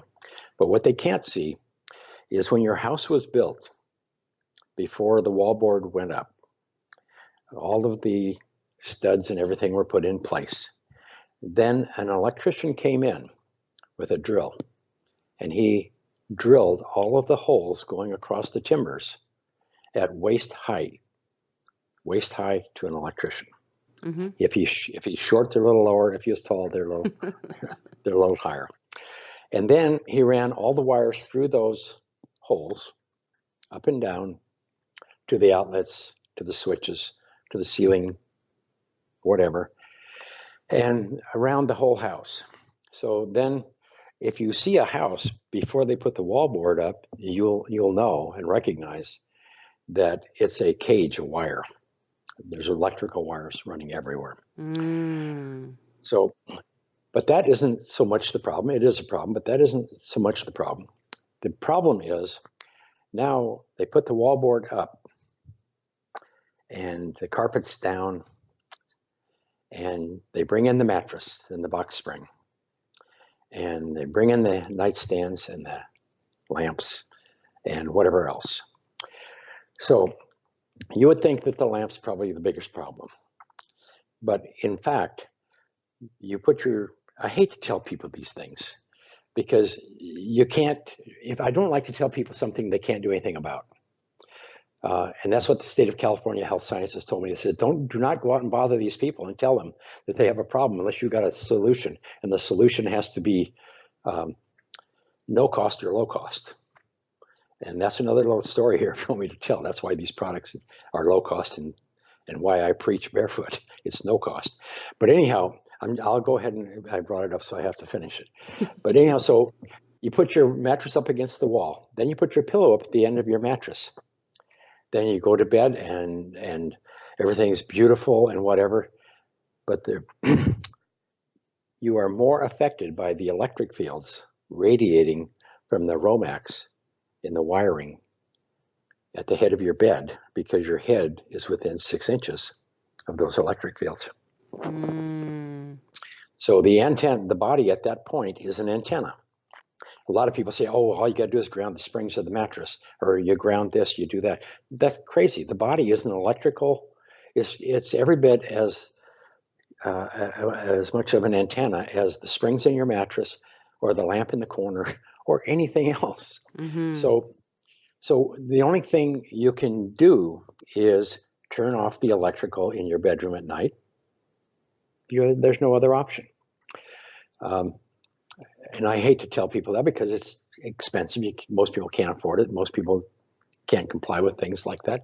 So the only other option you have is to ground yourself and get rid of the antenna effect. Now, here's how electric fields affect people. They do not cause cancer. They do not do all of these things that a lot of these fear people always talk about.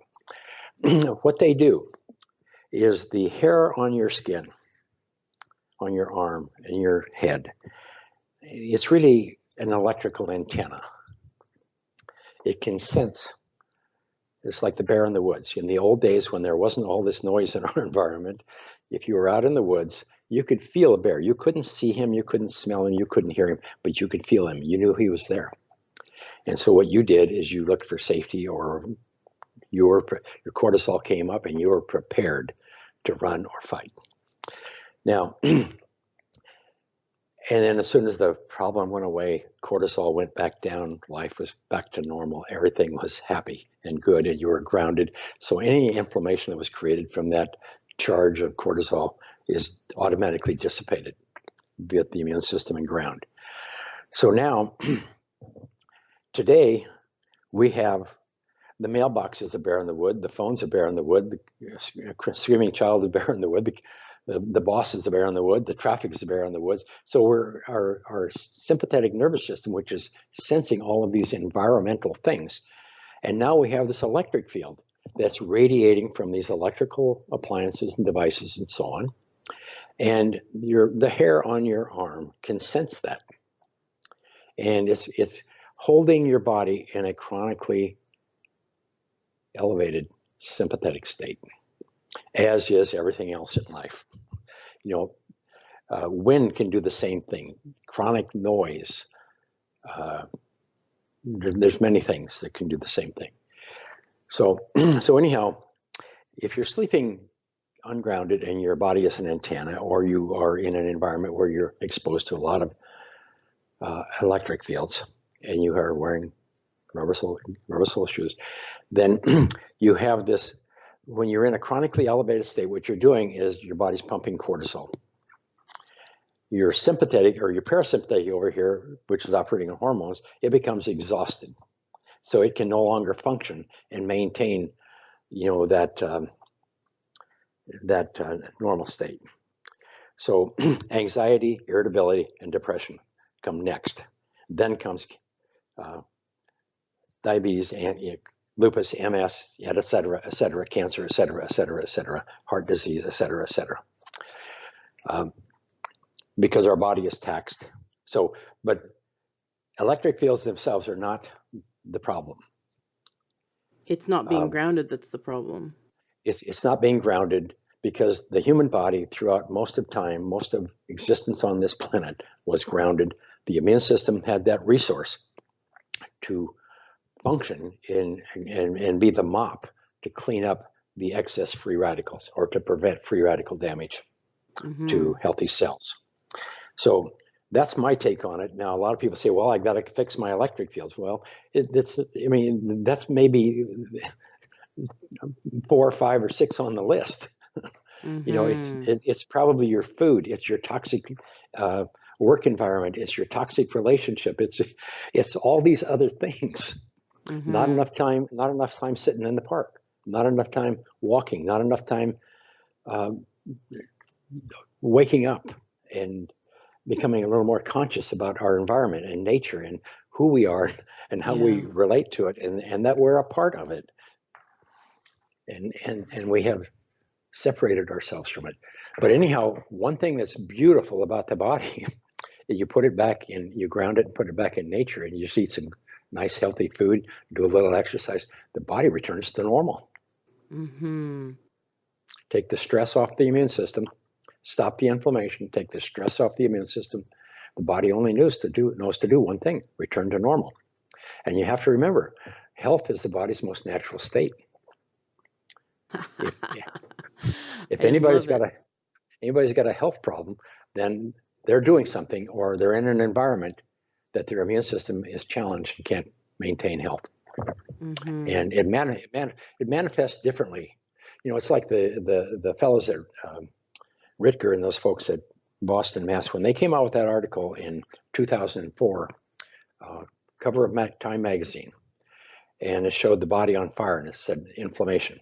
And what they were really saying is, you don't have cancer, you don't have lupus, you don't have MS, you don't have any of these diseases. What you have is chronic low-grade inflammation. And as time goes on, the body becomes compromised, and then the body's going to try to save itself. But in the process, it has to give up something. So that may be going a little bit too far here. But anyhow, so disease manifests differently in different people based on their genetics and based on their environment. And that means what you're breathing, eating, and doing, and hearing, and whatever. But it's if your immune system was functioning perfectly, like in nature, like in the wild animals, then you couldn't have lupus, MS. You couldn't have these things. It's not possible. I had a listener recently share that she went out to do some grounding. I think she lives near LA or in California, and she was really upset to have been poisoned basically by whatever they sprayed. Because I think she's at either a condo or an apartment complex, and so she doesn't have control over the grounds, but they sprayed some kind of chemical maybe to kill the insects, and she was walking barefoot and ended up getting this big rash, and she was really upset because she thought that now her body's absorbed some toxin.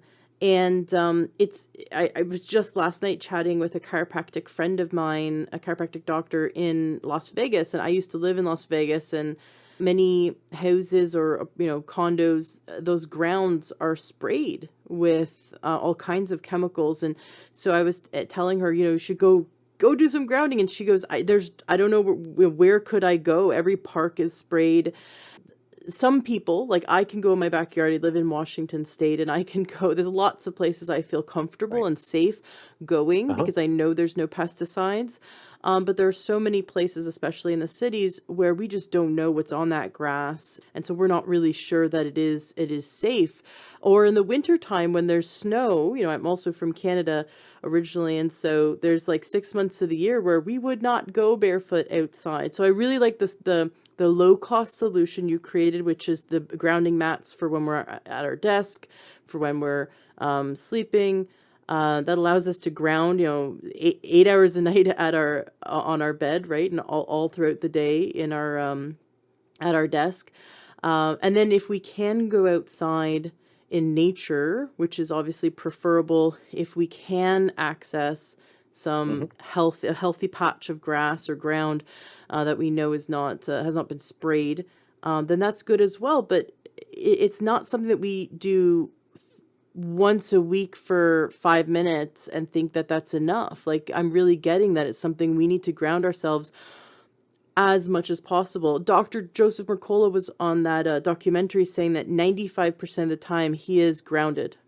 And Yep. that just blew my mind that we really need to make an effort to ground ourselves all the time. Well, see, that's the issue. And I have to tell you a real short story here. When we were doing our research studies, I had to make ground planes, meaning pads and whatever, to either put people on so we could measure them, things they could sleep on, and or electrode patches and things that we could use to do our measurements. And many of our subjects, they all begged and pleaded to keep the little devices that we had created. And then all of a sudden there was this, can I get one for my uncle? Can I get one for whatever, people who had problems. And so in the early days of all of this, I never had any intentions whatsoever of going out and creating products. I had to have products in order to do the studies, or not products, but devices. And we manufactured those, and we, begged and borrowed and figured out some things and how to do all of this. And so anyhow, but this business grew up. It was an accidental business. And it's an absurd business. You have to try to reconnect. I mean, 60 years ago, we couldn't get off the earth. And today we can't get back to the earth, except for having a wire or something of the nature. So, but anyhow, so then is when I remember like I said earlier about California Health Services and National Institute of Health Sciences, they all say the same thing. Don't go out there and scare the people, and don't go out and create drama and trauma unless you have a solution that you can offer them. And that's where I started. I said, I will not talk to anybody. I will not do anything unless you'll go outdoors and go barefoot for a half hour or an hour and just experience this. Mm-hmm. And then if it helps you, if it has benefit for you, then do it another half hour, and then do it more time, and do it every day. And then if it's really important to you, then there are these devices that are beginning to surface, and that we've been able to pull together, that now work and now have some long life and longevity to them. And so the products, I mean, going outdoors, first of all, anybody who could go, if you can go to the beach, if you can go and find a sandbox or build your own sandbox or do whatever, to spend some time grounded to the earth, it's just really, it's bigger than just reducing inflammation. It's a connection. When you are connected to the earth, when you're in electrical contact with the earth, then you're connected to every living thing that's in contact on the earth throughout the entire planet. You are electrically connected, because electrical operates speed of light. So, so it's important, when possible, to find your place in nature if you can find that. But on the other hand, if you're going to be exposed to all of this craziness in our living environments, whether it's static electricity or whatever, then you need some mechanism to ground yourself in the home. So what we tried to do, and we sold probably 1 million products that we never advertised. This was all word of mouth, and it went around the world. And now we're trying to figure it out, because there's so many people trying to get into the business, and all this nonsense out there. But it does have to be safe. Mm-hmm. And that's number one in anything electrical. It has to be safe. So all of the products that we put out there are involved with, they have a built-in electrical resistance. So they are not a purely conductive. They're called a dissipative or a soft ground. That means electrons can move back and forth slowly enough that there's no possibility of an electrical shock or a spark or anything of that nature, anything uncomfortable. So that's number one. And then number two, it has to be functional. You have to be able to put it on the bed, and it has to be something that people can tolerate, and it has to have a life expectancy. For years, we had the cotton sheets and we put silver yarns in them. And the silver, in many cases, especially men, because they perspire and there's a lot of sulfur in their perspiration, it'll oxidate oxidize the silver in just a few days, where Mm. women could sleep on them for months or years. And so we had to fix that problem, and that's why we ended up with the black carbon uh, mats, because carbon is safe, clean, will last. It literally could last forever if somebody would take care of it. So, so now what we have is a no cost, low cost, and that's what I deliver. It's free. It's free. Doing it yourself is okay if you have an electrical background and know something about electrical, but do not just run out and start grounding wires and tying wires around people's toes. You have to be conscious of safety. Absolutely. And the so the little box that it comes with, this little white box with these three lights, a Yes, red and two yellows, yes, um, and it has little instructions like what the lights mean, and yes, you plug that into your outlet, and it tells you basically whether your outlet is a healthy, a clean, healthy ground, or whether it's ungrounded, or whether it's like a dangerous outlet. So tell us a bit about that, because that's something that other people who try to copy what you've done, you're the founder, you're the original. you're the right. you 20 years. are you're the first, right? Yep, 20 years ago. Mm-hmm. Now, yeah, for biological grounding, yes. Right, and it's absolutely, yeah, biological grounding. Because I remember making computers with my husband, and knew to attach ourselves to something grounded while we were working with the electronics. So my husband has been building computers since '94, and I feel very blessed to have his skills. The computer I'm Right. currently using, he built for me a few years ago, and it's still holding up. And but yeah, you have to. So in terms of people who make electronics, they know to ground themselves, or like you said, doctors and patients in the OR have to ground Yep. themselves. But those Uh-huh. are for different reasons. The reason we're talking about is so that we can release those electrons and become grounded like we're meant to. We're returning to what we were less than 100 years ago. It's just hard to wrap my brain around that. Less than 100 years ago, we were grounded almost all of the time, for the most part, right? Almost all of us were grounded all the time, and just to see the rise in all these chronic diseases take place at the same time as us becoming less and less grounded, it's just no wonder. Between becoming ungrounded and the stressors, like you said, have now multiplied, and the chemical stressors, and the environmental stressors, and the stress of poor food, and lack of exercise, and bills, and all that. So the stressors have increased, and then the biggest stress of all, which is the stress of being ungrounded, coupled with all that, no wonder we're seeing these diseases come out of nowhere that we didn't have 100 years ago. Right. So that's fascinating. So you have this little device that when people buy Okay. your grounding mats, this little device they plug into the wall first to Yep. test it. Can you talk a bit about that? Yes, I will. I want to follow up on one thing you were discussing. A good way to think about grounding is immunotherapy.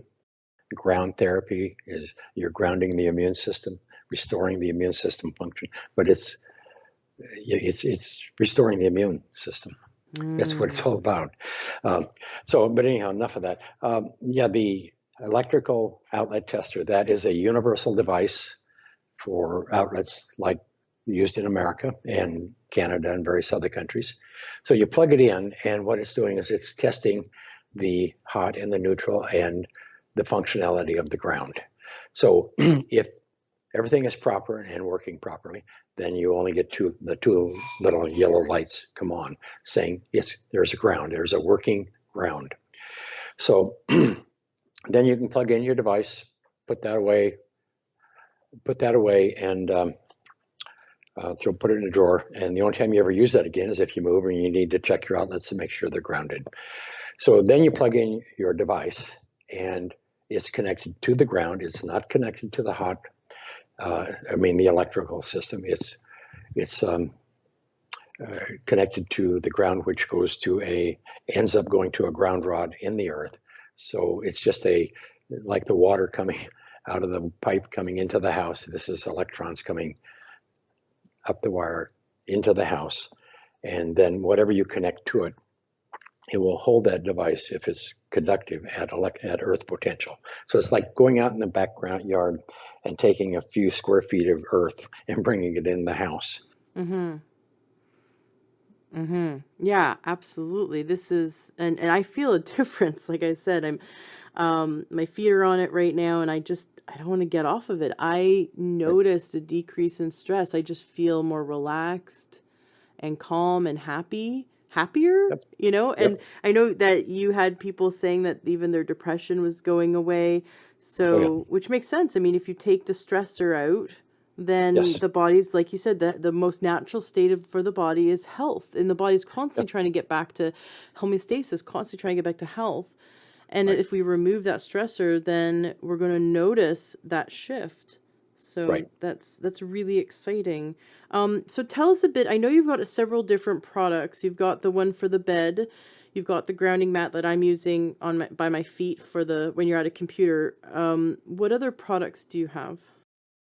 Well, what we have, first of all, on that meter, if you see the red light come on, that means that you either don't have a ground or it's not wired properly. You need to call an electrician, or you may not have a ground if your home was built before, 1960 or so, in that time frame.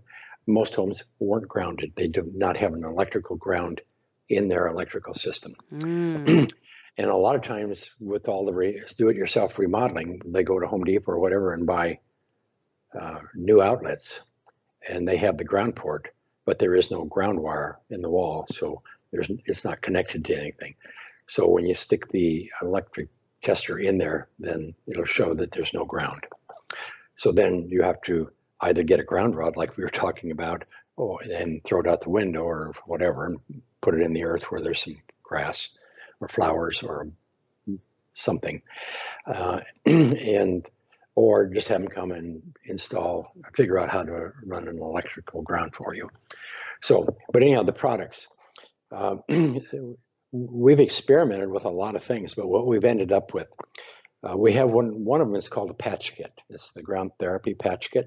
The reason I came up with it is it has a couple of wires in it, and it has like 90 electrode patches in it, and it has a book, videos, and everything, and a nice little kind of like a first aid kit. And the reason for that product is so that most people can't get their mind around grounding until they experience it. So with the patches, they can buy the patches if they can put it on the bottom of their foot, they can put it on the palm of their hand. And if they have inflammation in their body, wherever, put it wherever, you can even actually put it over an area of inflammation. But anyhow, so people can experience grounding like you've experienced your bed, Pat. Mm-hmm. So a lot of people don't want to do anything until they experience it, because it's really absurd and unbelievable that this is true. In many cases, they cannot go outdoors because there is no place for them to go that's convenient. Mm-hmm. A lot of, like you say, in apartments and condos and city areas, everything is sprayed, bug killer, fertilizers, pets, the whole thing. It's just not going to happen. So, um, so what we did is we came up with this kit so that everybody could have something available that you can go experience yourself, or go patch grandma and see if it helps her, patch mom, patch anybody and everybody. Because here's what we've learned over the years.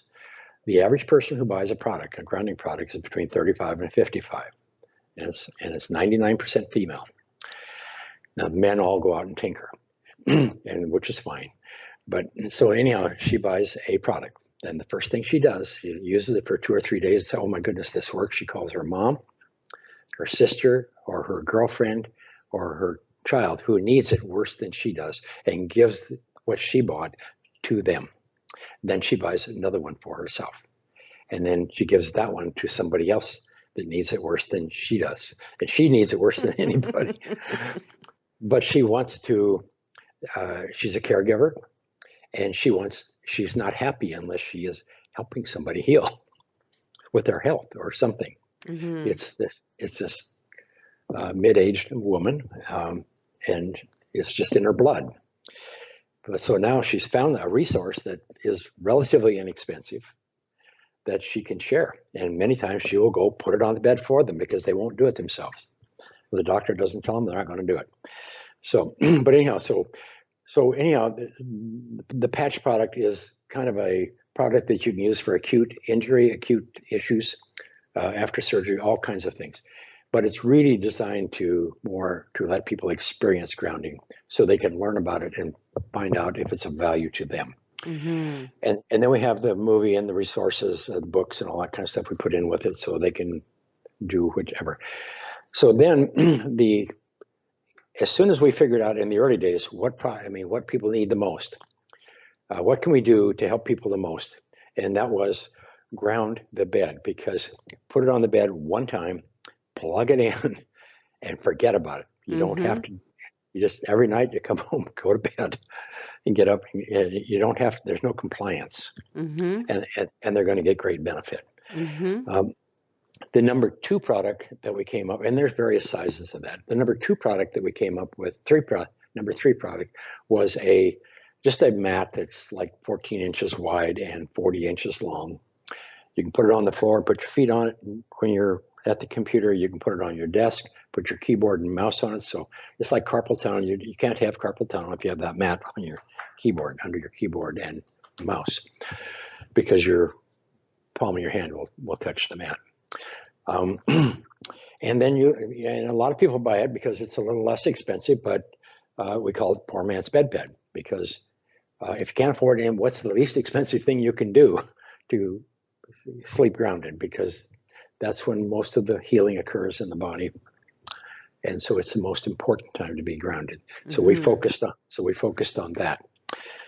Then, so the little mat, it can be used in a chair, it can be used on the floor, it's called the universal. It can be used for anything.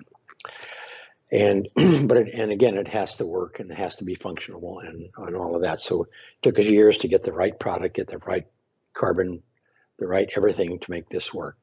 And so it's not toxic. Then the fourth family of products is what we call a throw. One day we were playing around people wanted grounded mattresses. It didn't make sense at the time because of the silver going bad, but they had made up a yard of material, 36 inches wide and so many 72 or whatever inches long. And so I was standing there, it was cold, so I just wrapped it around my shoulders that day. And somebody said that would make a good throw. So we ended up making that product by accident. And it's a conductive wrap, like a throw on a couch or whatever. The new ones are like 45 inches by 72 inches. And so you can lay on the couch and put it on top of you, or you can put it on the bottom and lay on it. And people in recliner chairs, a lot of people use it as a cover, or a lot of people, it's just a comfort thing. It's a very popular thing in the winter, especially up in the Canadian and those areas. So that's the only real products that we have. We do have grounded meditation chairs that are coming online. We have grounded recliner chairs where the entire chair has a grounded carbon leatherette material on it. These are like a zero gravity recliners, and we have in the works other things that will come online over the next, as time goes on. It takes 6 months to a year to bring anything new online.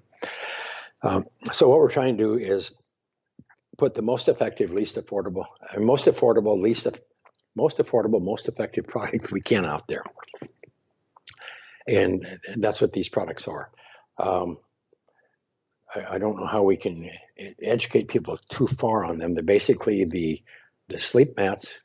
You take your sheet off, put them on top of the mattress, plug them in, and then you put your sheet back over the top of it and just lay down and go to sleep. If you had a mattress protector, they're usually some kind of plastic. Is it okay to put the grounding mat underneath it, or does it need to be, or would that then defeat the purpose? That defeats the purpose. Got it. We do have one coming out maybe 4 or 5 months that won't have the holes in it. so it can serve as a mattress protector and a waterproof mattress protector. Ah, there you go. Excellent. Well, we figured we probably should not put it underneath the mattress protector. And so, No, but what about now? Most sheets though are not synthetic. So most sheets, I'm just thinking like what kind of do the material of the sheets matter? You need to make sure they're cotton or they're bamboo or there's something that's not synthetic? well, the only thing that's not synthetic would be a fiber like cotton or hemp or something of that nature. Anything that's like bamboo, I don't think that's a fiber, that's a polymer. So that's a synthetic. But that family of anything that's a polymer base, you would be better off with cotton, Mm-hmm. normal thin cotton. But if you use anything, when you lay on it, you're going to perspire. And as you perspire, it hydrates the sheet. It's like if you drive in a car and you reach back and touch your back of your shirt in a few minutes, you'll feel the moisture. Mm-hmm. So when you lay on a mat, then it's the moisture is creating, I mean, the perspiration is creating a moisture. It's hydrating your pajamas and your sheet, and you will eventually be grounded. I mean, within a few seconds. Got it. It'll conduct because of the moisture. Yes, yes. Right. Now this people whose health is very compromised. That means you have lupus, MS, or something more compromising. They will sleep directly on it, on the black mat. Mm-hmm. And the reason they do that is because it works. But once they recover from the situation they're in and their life and everything stabilizes, then they can go back to sleeping on the sheets. Now, this isn't what we don't tell them to do this. This is what they do. I love it. I love when people's intuition kicks in. Yeah. Yeah. What I do tell a lot of people to do is if you have a chronically inflamed knee uh, or elbow or joint, or you have chronic inflammation, something debilitating that's interfering with your sleep, to put a patch on the bottom of the foot and sleep with it. Put a sock over it if you need to make the wires and everything stay on. But sleep grounded. I mean, put a patch because it will put the fire out, Mm-hmm. and then the body can heal. And all we're trying to do is, you know, support the immune system, reduce the inflammation, so the immune system can clean up the damage that is and rebuild the knee or the ankle or whatever is going on. Mm-hmm. So just to recap, you've discovered that the cortisol returns to healthy levels. The body is when we ground on a regular basis, cortisol, so stress hormones are returning to a regular basis. The body is coming out of the stress response. The autonomic nervous system is balancing. So Yeah, if we're not in fight or flight, the sympathetic nervous system response, then we switch over into the parasympathetic rest and digest response. So it's helping yep, the body come back to rest and digest. When we ground, it helps the immune system function properly. So the immune system can clean up the unhealthy cells and not accidentally harm the healthy cells in the process. right. After only, I believe in the movie, the Earthing movie, they said it took in under 2 hours, there was around 2 hours of grounding, of earthing, that that the blood became viscous and healthfully thinned, meaning it wasn't like all stuck together, that they could see that the blood was acting like really healthy, viscous, thinned blood. So like not clotted together, and it could then transfer oxygen better to all the cells and Yep, pull the toxins away better. But yes, they also talked about that the buildup of electrons affected the mitochondria, which is the powerhouse of the body, in yep. producing ATP.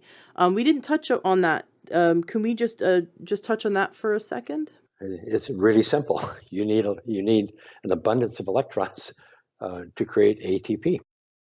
So in order to create cellular energy, we need to have that balance, Yeah, though. And what?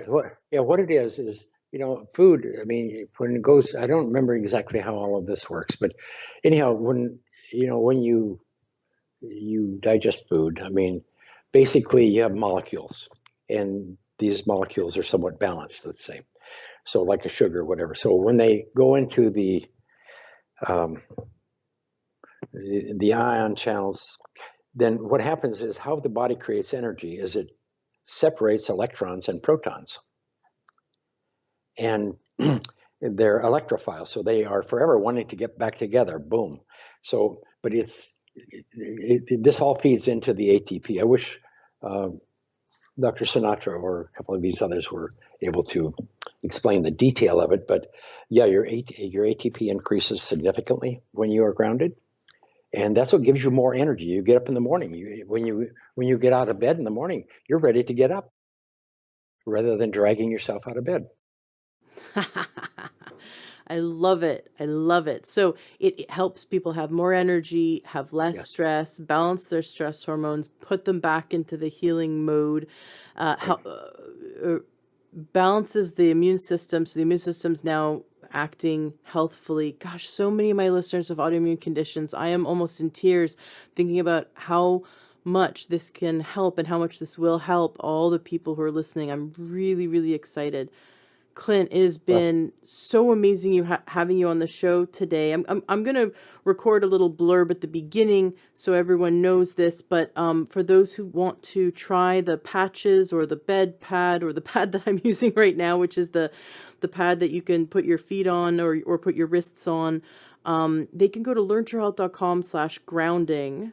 That's learntruehealth.com/grounding, and that takes them to your site with all of the different options that you've discussed. Of course, and the uh-huh. free one is go put your go put your feet on the ground, Yes, take your shoes and socks off. But not everyone can. But no, we, so if you can't, then get the grounding mat or get the little patches and just and experience it for yourself. But do it as much as possible and do it 95% of the time, like Dr. Joseph Mercola, and see the difference. yes. No, it's really important. I can tell you, I started out in my early studies and research working with ladies who had MS and lupus, Mm. and and what I saw was the dramatic impact the grounding had on them is what gets me up every morning.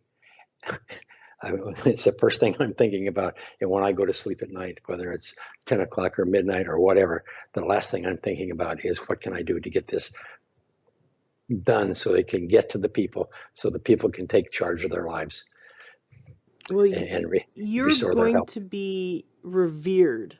It's good. It's only a matter of time because of the way this information travels. Like you said, you sold so many of these mats without ever advertising it because it was word of mouth. I've Right. already told dozens of my friends since Yeah. using your mats and since watching the Earthing movie. I can't stop telling people about it. Right. So I know my listeners who are very active and love helping their friends and family to gain their health back. It's going to be like a ripple effect. We're going Right. to turn that ripple into a tidal wave and help as Yep. many people as possible. Now, we do have a lot of international listeners. Um, Uh-huh. what about those in the 220 volts? So it's a different looking outlet. Do you Yeah. have, how would they go about using your products? It's identical. They have adapters. Okay, so the adapter will work. Yeah, they have adapters for each of those countries, and we have. They can get outlet checkers at any hardware store, and generally their systems are. It all depends on the country. India is terrible, but other countries are great. Um, but yes, all of those can be accommodated one way or another. It may take a little time to whatever, but we do have, like the UK, Australia, China, various adapters that are universal throughout the world. When you say India is terrible, do you mean that they often don't have a ground? Yes, they have too much electrical, and I mean it's electrical exploded over there, many years ago, but they didn't. Mm. They didn't have the resources to come back and fix it up. And so if you go to India and look up, you're going to see a maze of wires overhead. So in India, we do have a lot of grounding in India, but they have to use ground rods, or they have to live in one of the newer, something built after 1980. Got it. But they could figure out how to ground their house. It just might take working with Oh an yeah, electrician or getting creative, yes, and we know they yeah, are yeah, incredibly intelligent and creative and resourceful people. yes, So they'll figure it yeah. out. There's a whole new industry waiting out there for people to come and fix these homes, these older homes, and make Mm. them so people can ground, and especially people who are older, people who don't have time, people just don't have the knowledge. They need to have a ground. So it's like, I remember in the old days we started installing cable television. Well, it was an industry. It took 40 years and took an army of people, to get a cable installation into every home and build the programming and build everything that went with it and so on, to make it work. And then came the computer industry. We had to redo it and do it better and all of these things. So it's the same thing. This is, the telephone industry had to go drill holes. The cable industry had to go drill holes. I mean, this is another industry. If in these older, 40% of the homes in the world don't have ground. Mm. Yeah, I can definitely see a need for that for sure. Yep. When you were in Florida looking out at the manatees and just on your journey of enjoying life after you had that sort of near-death experience, and you received those two messages, be an opposite Uh-huh. charge and status quo is the enemy. Um, at what point did the light bulb go off when you knew what that meant? I didn't know what that meant until many years later, when we started to write the book in about 210. Then I realized that becoming an opposite charge was becoming negatively charged rather than positively charged. And the whole world had the problem that we were all ungrounded and we needed to fix that. And status quo is very simple. People don't change. People don't want to change. People will fight change. And so I think I got the message loud and clear. But there's a bigger, more powerful driving force behind this than me. And so I just keep working away. And um, this is an opportunity for the world to, I mean, everything gets out of balance. Our medical institutions are out of balance. Um, we're treating symptoms rather than preventing Mm-hmm. um, problems, and that's what this is more about, is prevention. But it's also, I don't like to necessarily use the word spiritual, but nature is spiritual. I mean, we are a part of it. We're connected to it, and when you connect with nature, it affects your psyche. It affects your heart. It affects uh, who you are. You are a nicer person when you're grounded. You're more conscious of other people, and you aren't so money oriented and you aren't so materially oriented. There's a natural beauty and there's a natural elegance and a natural um, scheme to nature of which we are a part. That's just, you can't put it in words. Absolutely. I think I am a bit nicer now that I've grounded. I'm starting to think about some grumpy people in my life. I need to go get them on a grounding mat. Yeah, yeah. Well, it gets rid of the stress.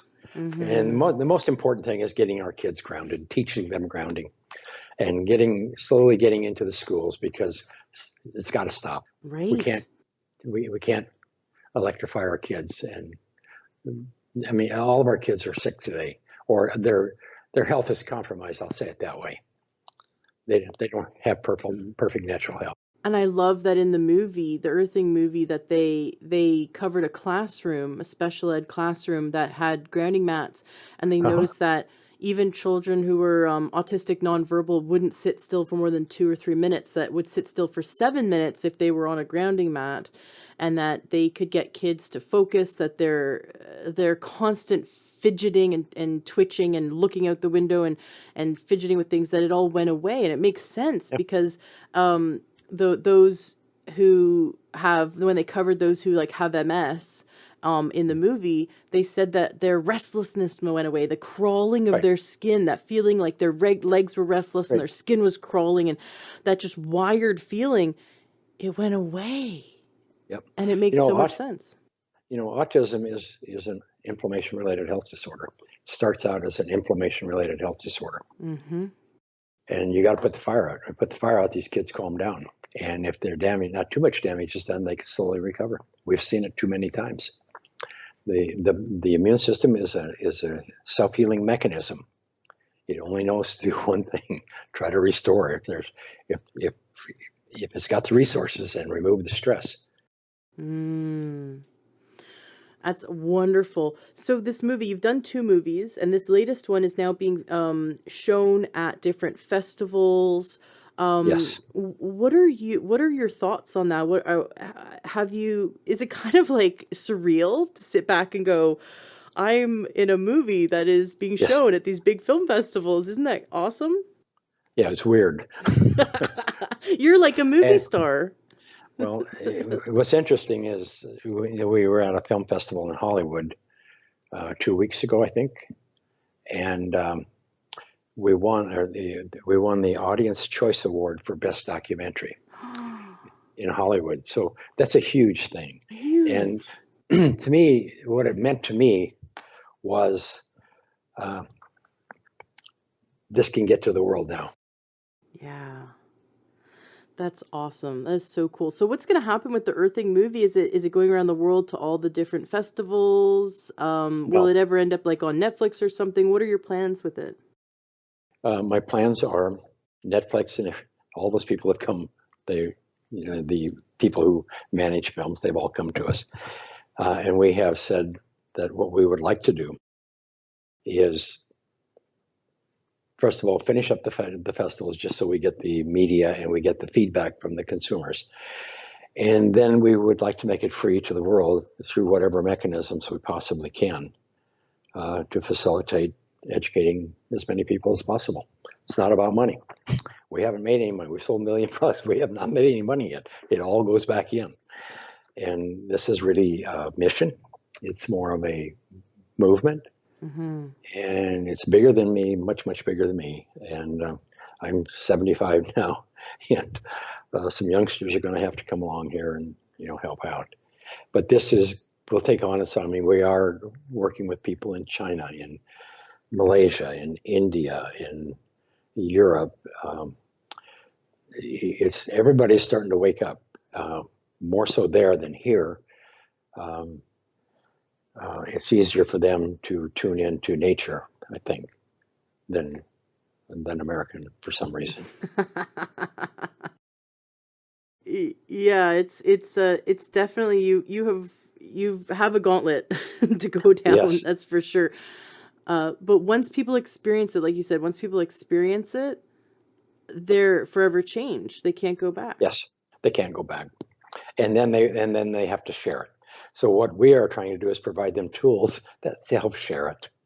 Now, you're eventually going to have grounded flooring, grounded beds, grounded everything, because if ground is what maintains the immune system in its natural state, then we have to incorporate grounding into our living environments. Now, that's going to Yes. create an army of what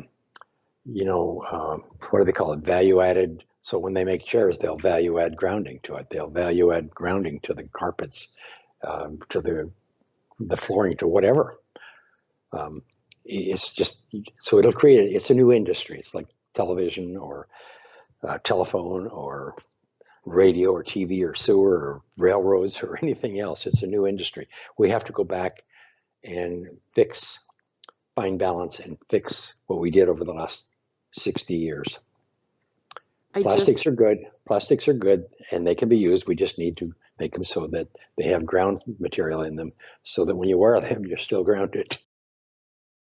Last night, as we walked to bed, I said to my husband, I wonder if we could ground the floor. If there's a material we could use, like I've seen these cork, but like a natural material, if there's a way to ground it.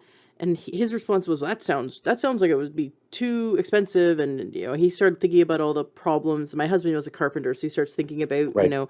how that could be possible. And my vision was to see every every floor grounded, and and then we need to teach people to walk barefoot in their homes and leave their shoes at the door. Right. And that was like, oh my gosh, that's the solution, ground everything in the house. And now that's what you're saying, is that you have that same vision that everything in the house needs to be grounded. Yeah. Over the next 40 years, it's a new industry that will employ a lot of people, and it's not going to happen overnight. It's like the medical industry didn't happen overnight the way it is. It took 60 years to get there. It's going to take 60 years for this to, for the transition to occur. But there will be grounded flooring. It's like a lot of the plastic-based flooring materials that they have. They can put a layer of conductive film on that, and so it wouldn't even be noticeable. You put in saltile tile or use water-based sealers on concrete, concrete floors, and polish them and make them pretty. There's lots of things that will surface. Very cool. It has been such a pleasure having you on the show, Clint. Is there anything that you'd like to say to wrap up today's interview? Anything left unsaid you want to make sure that you share with our listeners? Well, I could probably talk for hours, but I'd love that. I love learning from you. yeah, the main thing is, if you have pain in your body, if you have anxiety, irritability, depression, chronic fatigue, if you have an autoimmune disease, you must pay attention to this, and at least go outdoors, take your shoes off, and spend enough time out there that you can know that this will, find something, if this will serve you. And then if you can't do that, then you must go to ground therapy and at least investigate what they have, and find something that you can afford, and try it. If they don't, I'm sure they'll give you your money back. But the main thing is but we know that doesn't happen, because once they get grounded, then they have to keep using it. The big issue then is, how do I get grandma? How do I get mom? How do I get my sister? How do I get my girlfriends grounded? That's more the issue. So, but again, I don't necessarily want to, this isn't about pushing product to make a profit. For me, it's about educating people. But these tools, like ground therapy, they're important tools. And we did try to follow the advice of the NIH and California Health Services to provide low-cost methods to solve the problem. Awesome. Well, listeners can go to learntruehealth.com/grounding to check out those packages. And I was informed by your excellent staff that several are being given away to the listeners. So we're going to have a giveaway, and I'm going to make sure that I make a blurb and put it at the beginning of this interview, but that there's going to be a giveaway in our Facebook group, Learn True Health Facebook group. And so the listeners who aren't there yet can go to Facebook and search Learn True Health and join the group, or they can go to learntruehealth.com/group, and that redirects them to the group. And from there, we're going to have a giveaway for listeners to be able to win some of your awesome grounding mats and materials. Then the listeners, and my listeners, love to share their experiences with trying new things. And so they're going to get vocal and share how it made a difference in their life. And then we can all have this discussion in the Facebook group about how we're feeling and how this is changing our life, how earthing and grounding is having a positive impact on our life. So thank you so much, Clint, for everything that you do. I am such a fan of yours, and I am a cheerleader for the work that you're doing. You are welcome back on the show anytime you need a platform, you want to have a platform to share new information. And I'd love to interview any of those doctors that you see fit. I'll definitely have them on the show, because I know that there's so many doctors that are seeing a difference in the lives of their patients, and that they're totally on board with your mission to help the world get grounded again. We'll have a few of those, so I'll point them in your direction for sure. That sounds great. Thank you so much, Clint. It has been such a pleasure having you here today. Thank you. I really appreciate the opportunity.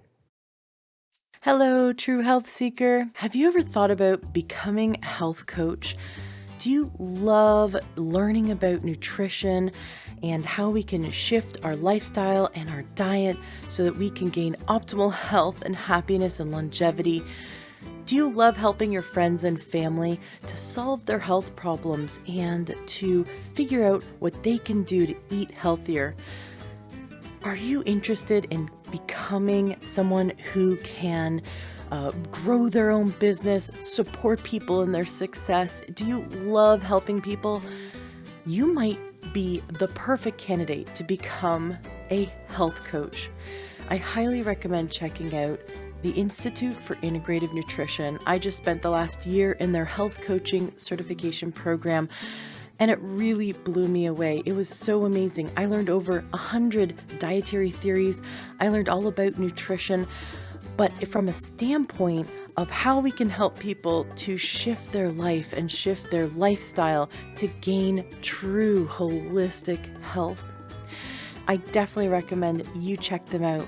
You can Google Institute for Integrative Nutrition or IIN and give them a call, or you can go to learntruehealth.com/coach and you can receive a free module of their training to check it out and see if it's something that you'd be interested in. Be sure to mention my name, Ashley James, and the Learn True Health podcast, because I made a deal with them that they will give you the best price possible. I highly recommend checking it out. It really changed my life to be in their program, and I'm such a big advocate that I wanted to spread this information. We need more health coaches. In fact, health coaching is the largest growing career right now in the health field. So many health coaches are getting in and helping people because you can work in chiropractic offices, doctors' offices, you can work in hospitals, you can work online through Skype and help people around the world. You can become an author, you can go into the school system and help your local schools shift their programs to help children be healthier. You can go into senior centers and help them to shift their diet and lifestyle to best support them in their success and their health goals. There's so many different available options for you when you become a certified health coach. So check out IIN, check out the Institute for Integrative Nutrition, mention my name, get the best deal, give them a call and they'll give you lots of free information and help you to see if this is the right move for you. Classes are starting soon. The next round of classes are starting at the end of the month. So you're going to want to call them now and check it out. And if you know anyone in your life who would be an amazing coach, please tell them about it. Being a health coach is so rewarding and you get to help so many people. Are you looking to optimize your health? Are you looking to get the best supplements at the lowest price? For high quality supplements and to talk to someone about what supplements are best for you, go to takeyoursupplements.com and one of our fantastic True Health coaches will help you pick out the right supplements for you that are the highest quality and the best price. That's takeyoursupplements.com. Takeyoursupplements.com. That's takeyoursupplements.com. Be sure to ask about free shipping and our awesome referral program.